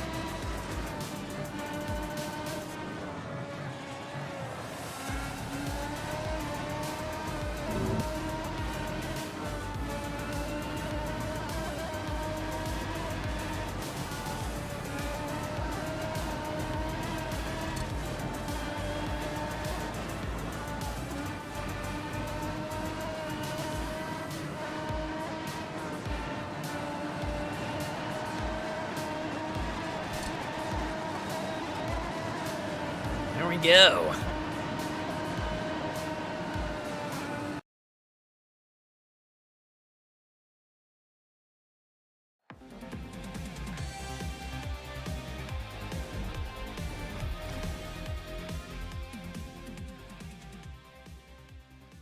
Ah, you know what would have been pretty interesting? Actually, I don't know if they do that, but I wonder if they can make this results screen like different depending on the era you race in. So like in the modern era, you might give it a bit more of a modern look, but if you're like vintage or classic, maybe have a bit more of a different vibe to it. Maybe they do that, and I'm just not like noticing it, but that'd be pretty cool.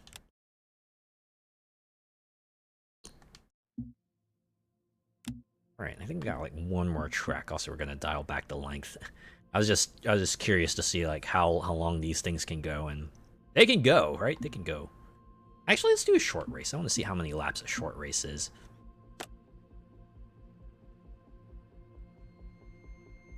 Ah, yeah, the spring variant of Deerling with the pink.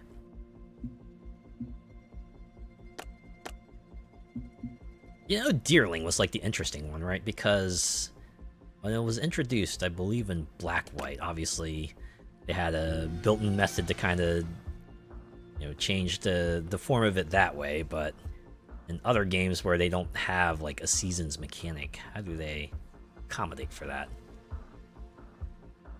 Same deal with some of these other Pokemon that like originally relied on some esoteric methods to evolve them, right? Like how will they account for that in future games? It'll probably just be like introduce an item that just like does the thing, right? Does the thing that used to be a complicated maneuver. Right, I want to do mid-20s. Wow, I just realized this guy is named Chuck Morris. I have to assume that's like a coincidence.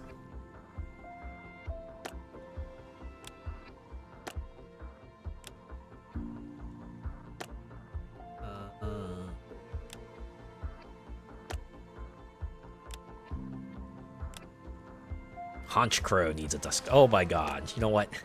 I forgot about Honchcrow. Honchcrow would probably be another Pokemon, depending on my mood, what I would throw into a team.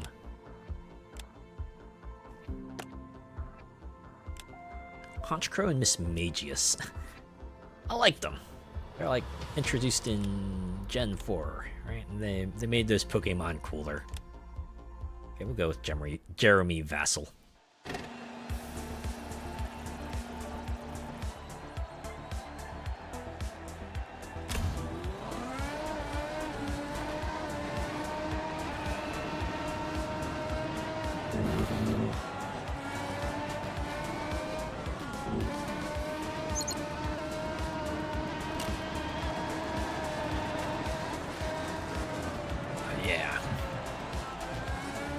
Yeah, that turn. A lot more manageable with modern cars, that's for sure. Don't have to slow down as much. You still have to slow down, but... So, 20s gangster with that hat, yeah.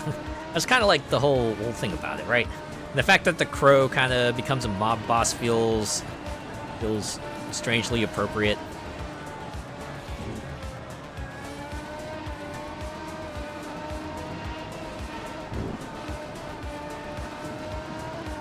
Just imagine like Honchcrow just like running a gang with the local Murkrow. Just like getting into shenanigans that way. It's like, alright, today we're gonna commence Operation Heist the Food from these picnickers in this park. Or am I mixing those up with pigeons? I know pigeons kind of do the whole food stealing thing a lot. Crows more so are like the takers of shiny things. So maybe they don't quite take your food, but they'll probably, like say, steal your jewelry or your glasses or your watch if you're not careful.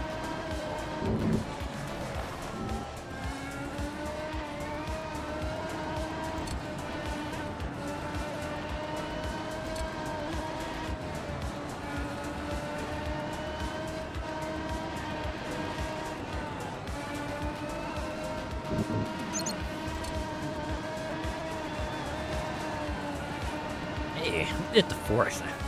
This is the first qualification in a while where I didn't start it first. And Drifloon has a disturbing thing going on. Yeah, they kidnap children, don't they? that's like part of their bio. They just grab children and whisk them off to parts unknown. A lot of those Pokemon descriptions get a little freaky when you look into them, right?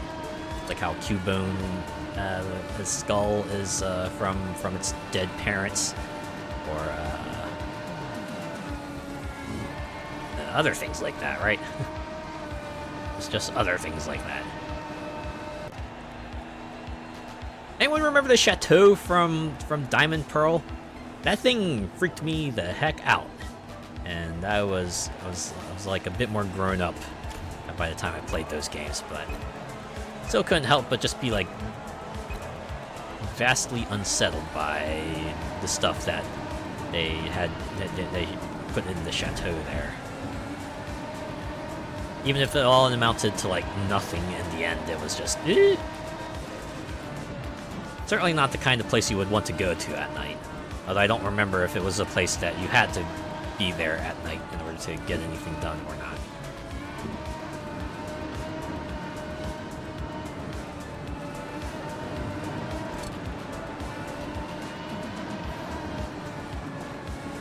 Man.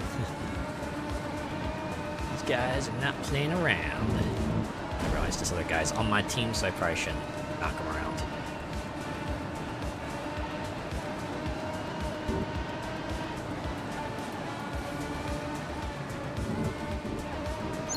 Hey, you cut a corner.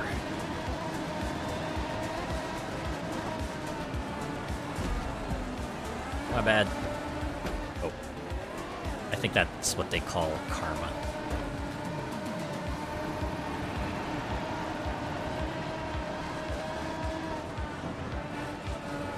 A bit like that super creepy tower in black and white that has just all gravestones inside. Yeah. You remember Lavender Tower, right? You go to the top. You just be Ghost.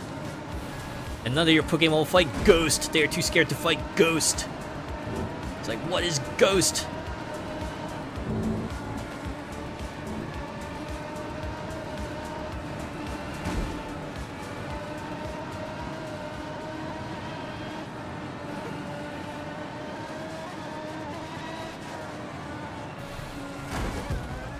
So I noticed it's 7 laps. All right, so short race is 7 laps. I'm gonna assume that like a very short race is 3 laps. Yeah, the standard 3 laps that race games are usually. Right, if you're doing like a kart racer or something, it's usually 3 laps.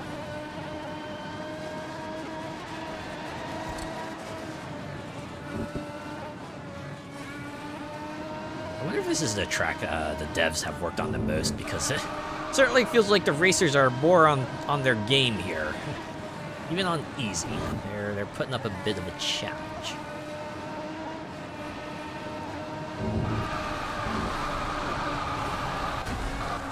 Oh, jeez. Would be a good time to hit the pit stop. I think I can afford one more lap with this setup, right? Fingers crossed.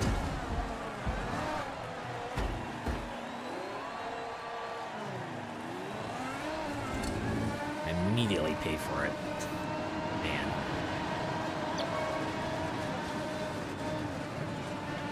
Even creepier if chandeliers are about in creepy places. Yeah, they always put ghost Pokemon in spooky places. I mean, it makes sense considering, you know, they're typing and everything, but you always just like, oh my god, I'm just gonna like run into Haunters and Gengars and Misdreavuses and all and the like there, right? Oh, Rotomes.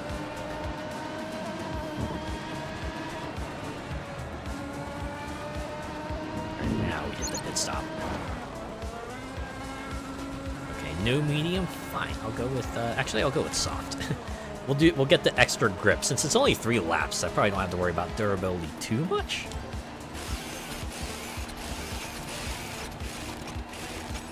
Yeah, we'll roll with 96. That should be fine. Ugh, now I'm dead last. Well, everyone else has the pit, right? So that'll be my power hour. That'll be my power play. That'll be my chance to catch the heck up.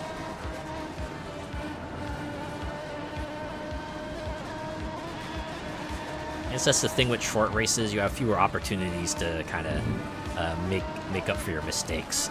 Unlike with the longer races, where if you fall back because you crashed or spun out, then you still have some time to make things right. Here it's like, oh god, I have like less than 3 laps to get back to the top of the pack here.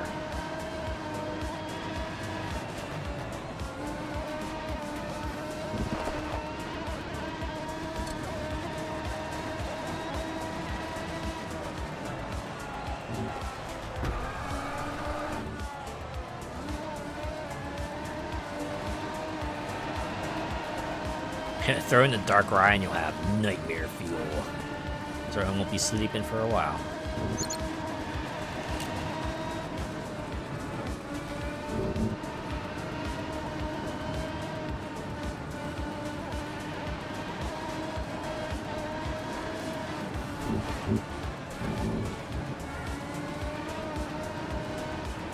God. Is everyone else gonna pit? Or we're at like the next final lap here. Hopefully, at least someone level pit, I can make back a few positions.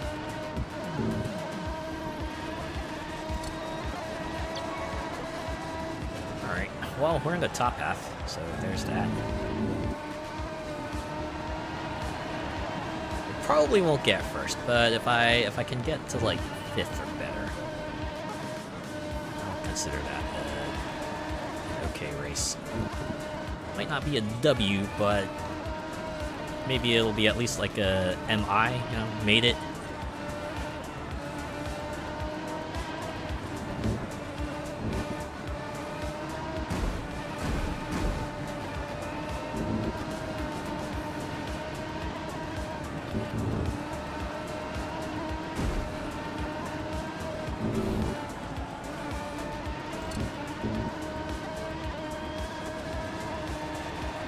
There we go, 4th place. I'll take it. You know, we're in the top 3rd. We might not be on the podium, but hey, not every race is gonna be a win, you know. And Chuck Morris is first. God damn it! Of all the people to be first, it had to be that guy. Well, hey, at least P is 3rd and Sai is 2nd. Got that. Alright, well, those were all the races, but they also have time attack here, right? Just get the best lap time you can. So we can maybe try a little bit. At least try one of those.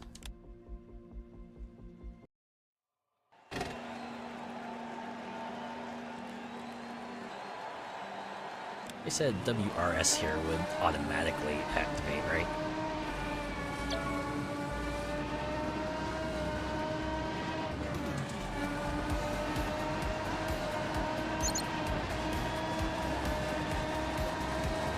You know, I do like that they start you like a little bit away from the start line, so you can try to build up some speed and still try to, you know, have yourself like the best time even on lap 1. I appreciate that.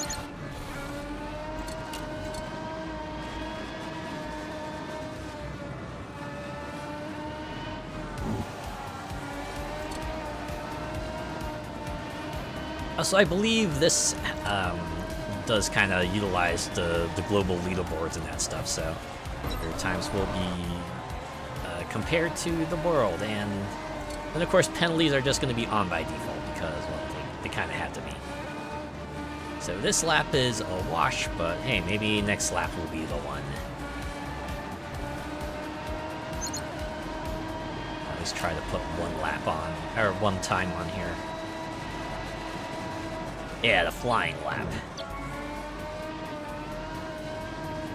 It's like the lap to get everything set up, and then the next lap will be the lap that you try to set a time for real.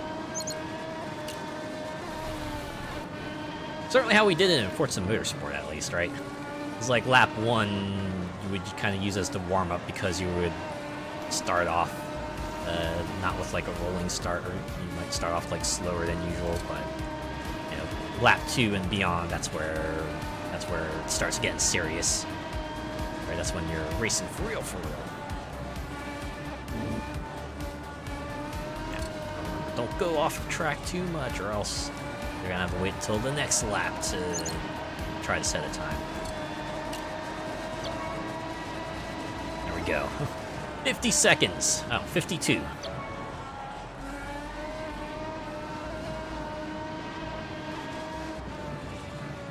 Certainly pretty slow compared to the #1 racer in the world, but I am 2014th place, so I'm not sure how many out of how many people that is, but I like to think that's barely up there.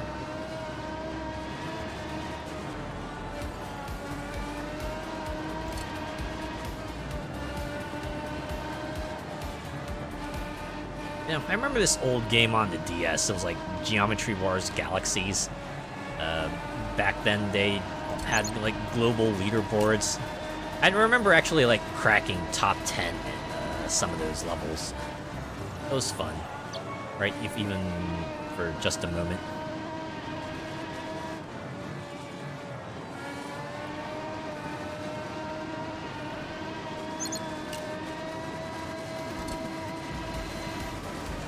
I got this. Thanks. I mean, I'm obviously not gonna aim for the best time, right? Because I am competing with other humans, so just wanna get a good one.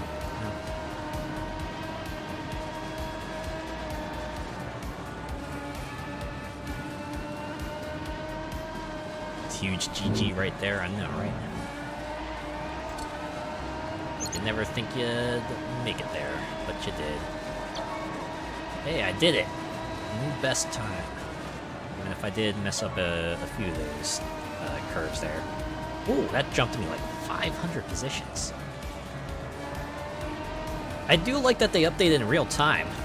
You can see your improvement in like several ways. Not just like the time itself, but you can see your position on the leaderboards climb, right? I imagine after a certain point, it becomes about like knowing when to use your BRS and making sure that your WRS is active when you need it to be, along with you know, getting the proper racing lines.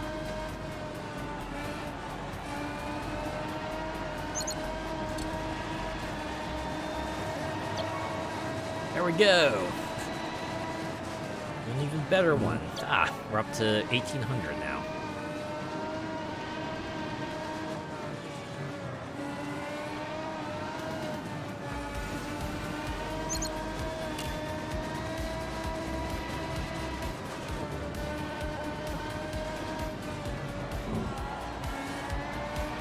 Huge happy feeling though. I was the same when I cracked the top 1,000 in some rivals in Forza Horizon 5. Well, this run is not going to be the one. But yeah, that always feels nice, right? When you manage to kind of hit the personal milestone and leaderboard, right?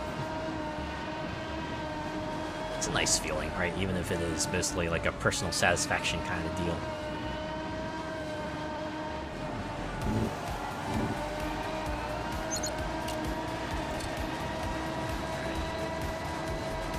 Set things up for the next lap here. Maybe this will be the one.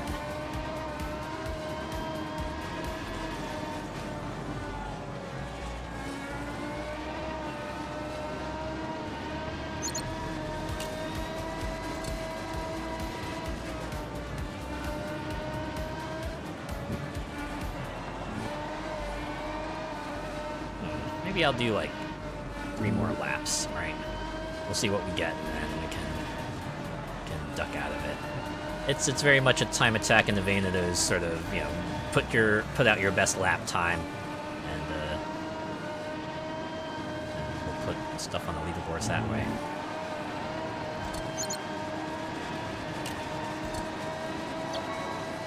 Hey, even better. Ooh, we're up to 1775 now. Very nice. Now it's just like the slow climb up, right?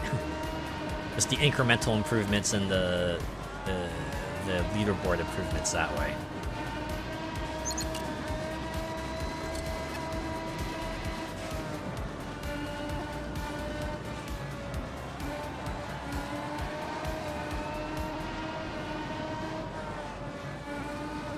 So this is probably going to be a random question, but what kind of time trial style do you prefer, right?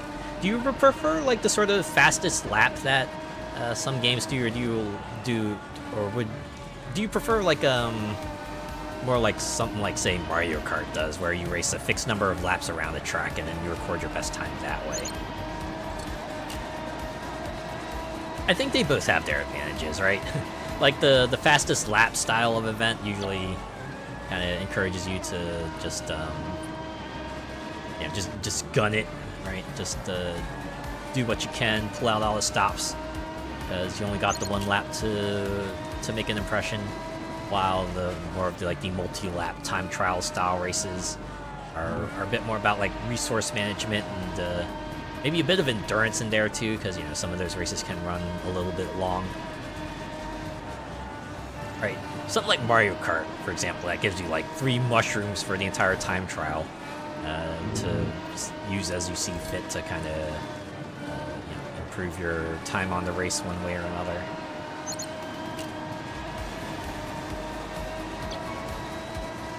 Or like how with Sonic Racing Cross Worlds will have you do 3 laps, but they'll reconfigure the track a little bit with each subsequent laps.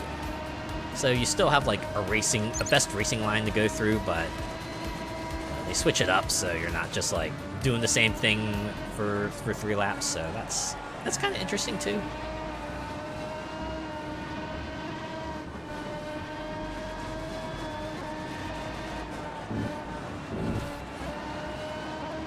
I know there are some games that have like both kinds of events. Like, I know Wipeout has them, right? They have, like, the Time Attack, which is their multi-lap time trial. And they have Speed Lap, which is just get the fastest lap time you can.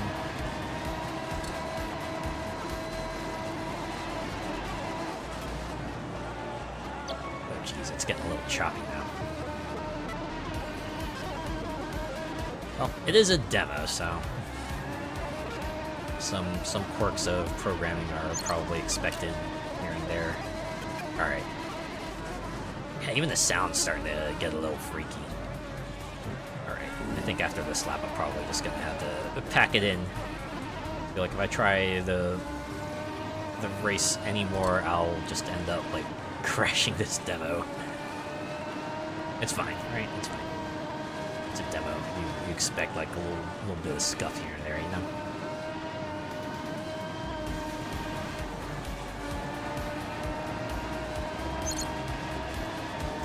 You like to have the fastest lap, unlimited laps, etc. I can see the appeal of that, right? Just go ham, go for as long or as short as you want. All right, gonna end the session there. Look at that. They even give you just I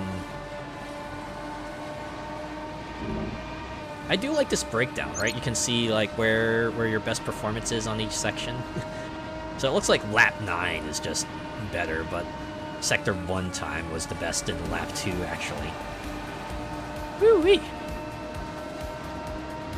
If I could just have the sector 1 time from lap 2 along with the sector 2 and 3 times from lap 9 here, I could have myself a slightly better time, right? I could break like 49. Hard though if you're going for all clean laps, that's true, right? With a multi-lap time trial, you gotta lock in like a lot more. Just keep pushing as hard as you can. Indeed. Do what you can. Yeah, you can see the top. You can see the top racers, and then you can see like where you are. I do like that they show you what assists that the other folks have used. Although, look at the top there, right? Just goes to show, right? You don't need the assist to have the best time. Right, number 2 here managed to get the number 2 time without using any assists.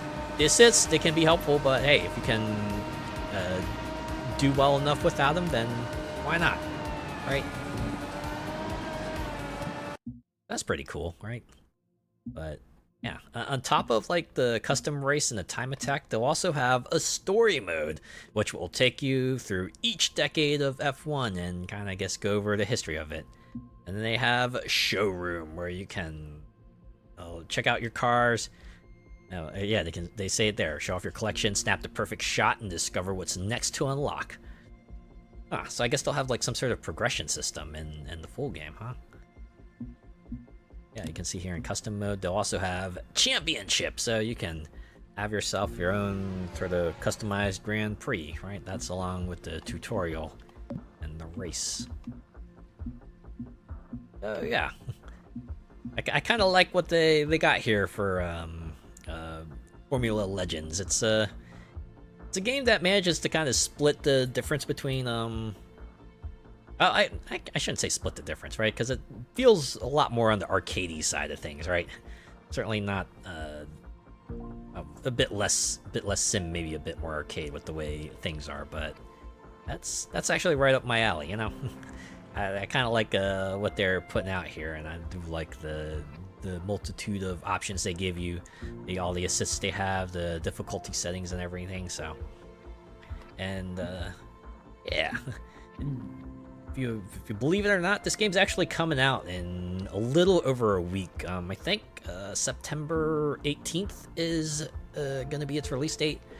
So yeah, I'll probably pick this up and can give it a playthrough sometime down the line, right? I want to see what this story mode is all about. See yourselves like the history of F1, right? From its humble beginnings to sort of the big deal it kind of is these days, right? I don't know. I'm gonna check it out. That should be pretty cool. Yeah, I think this will probably be a shorter stream tonight because I do have things I want to do tonight and tomorrow. But yeah, thanks for checking this out with me. If you want to check it out, there's a demo on Steam. You can check it out there, play it yourself, get a feel for it, and see if it's up your alley. I hope it is. I hope 3D Clouds here will knock it out the park. I think they got something good here. Promising start, yeah, very promising start. I think we'll see how the main game fares. Right, 8 days, 7 to 8 days. We'll see. We'll see. But for now, I think I'm gonna call things here. Yeah, thanks to everyone who came by and hung around and chatted, and even if you just lurked, I appreciate each and every one of you. I'll be back on Friday, where I will check out another demo for Kulo Niku Bowl Up. Looks like it's gonna be like one of those restaurant management games, but this one has like a bit of a personality to it, right? So, sort of along that level, bit of cozy, a bit of quirky characters, so that should be a fun time, right? Good way to wind down, just like run a noodle restaurant at the end of the week. Have a good night. Yeah, you have yourself a good night. Have yourself a fine rest of the week. Thanks for hanging out. Yeah, let's look for someone to raid. Let's see who is out there to raid into.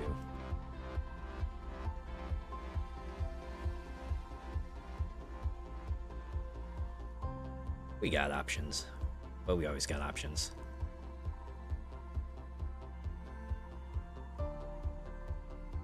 Still so many Silksong players. I have yet to start Silksong.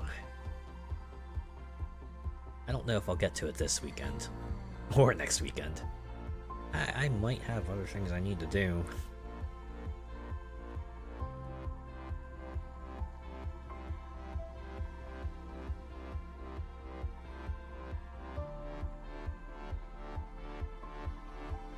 Yeah, there's a plenty of folks out there, right? Plenty of other fellas playing other games.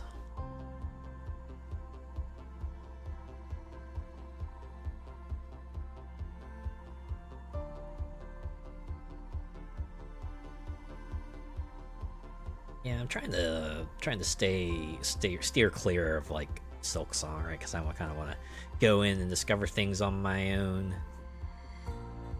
I have that sort of journey myself, right?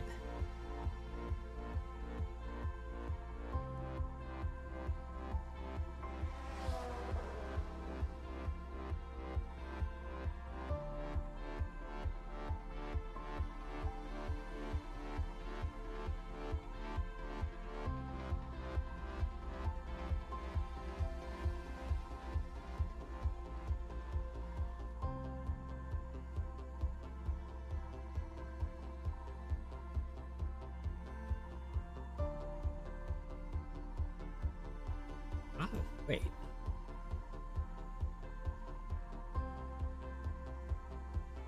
Someone? Huh.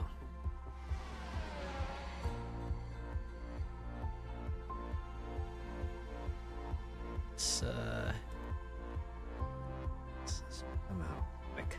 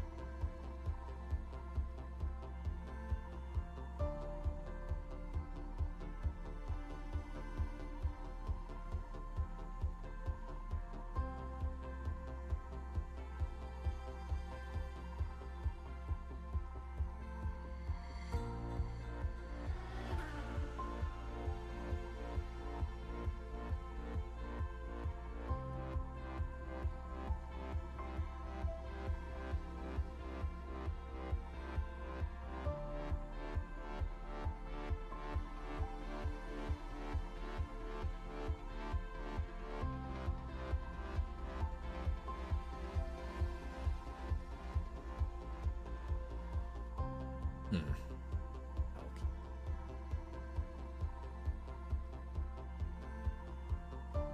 The thing I realized maybe I should do more, right? Instead of just like picking someone right off the bat. It's like maybe spend a bit of time, right? Like do a little vibe check.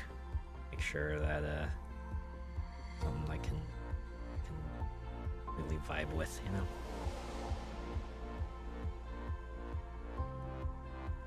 Because hey, there might be some folks where perhaps things don't quite align, and that's perfectly okay, you know? It's all good.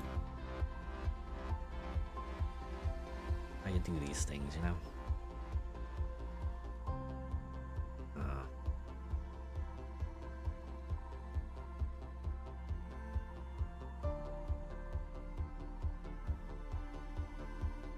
Alright. I think we raided into them, but...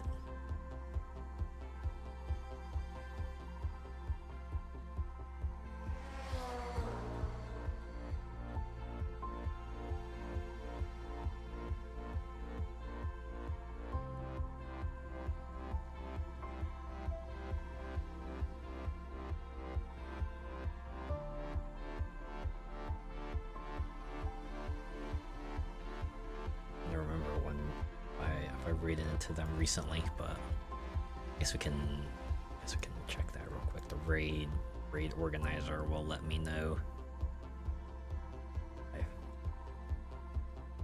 nearby them.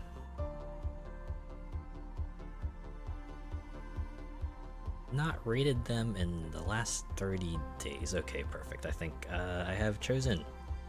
Alright. Raid message tonight is going to be... Type this out.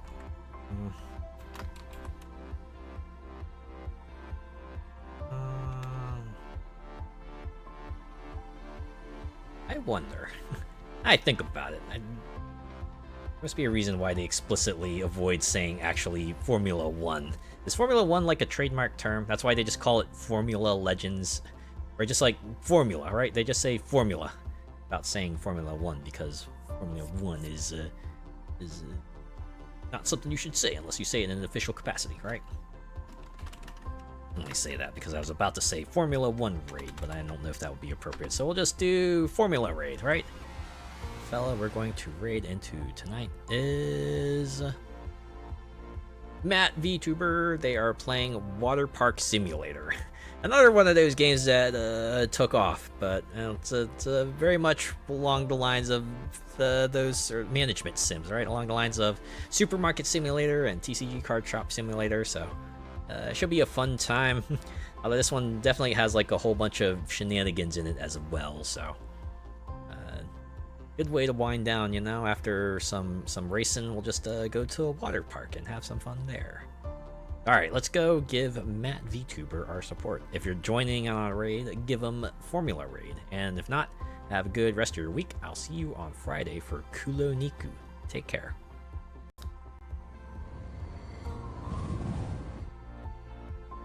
Is it just me, or is like the music for main menus of racing games also just like really nice? This is a good mix of just like ambient and sort of a hopeful feel to it, right? The feeling that you're about to start on this incredible journey to become like the greatest racer in the land, but still also just like super laid back and relaxing, and something you could probably listen to while doing some assignments or other various pieces of work. All right, see ya.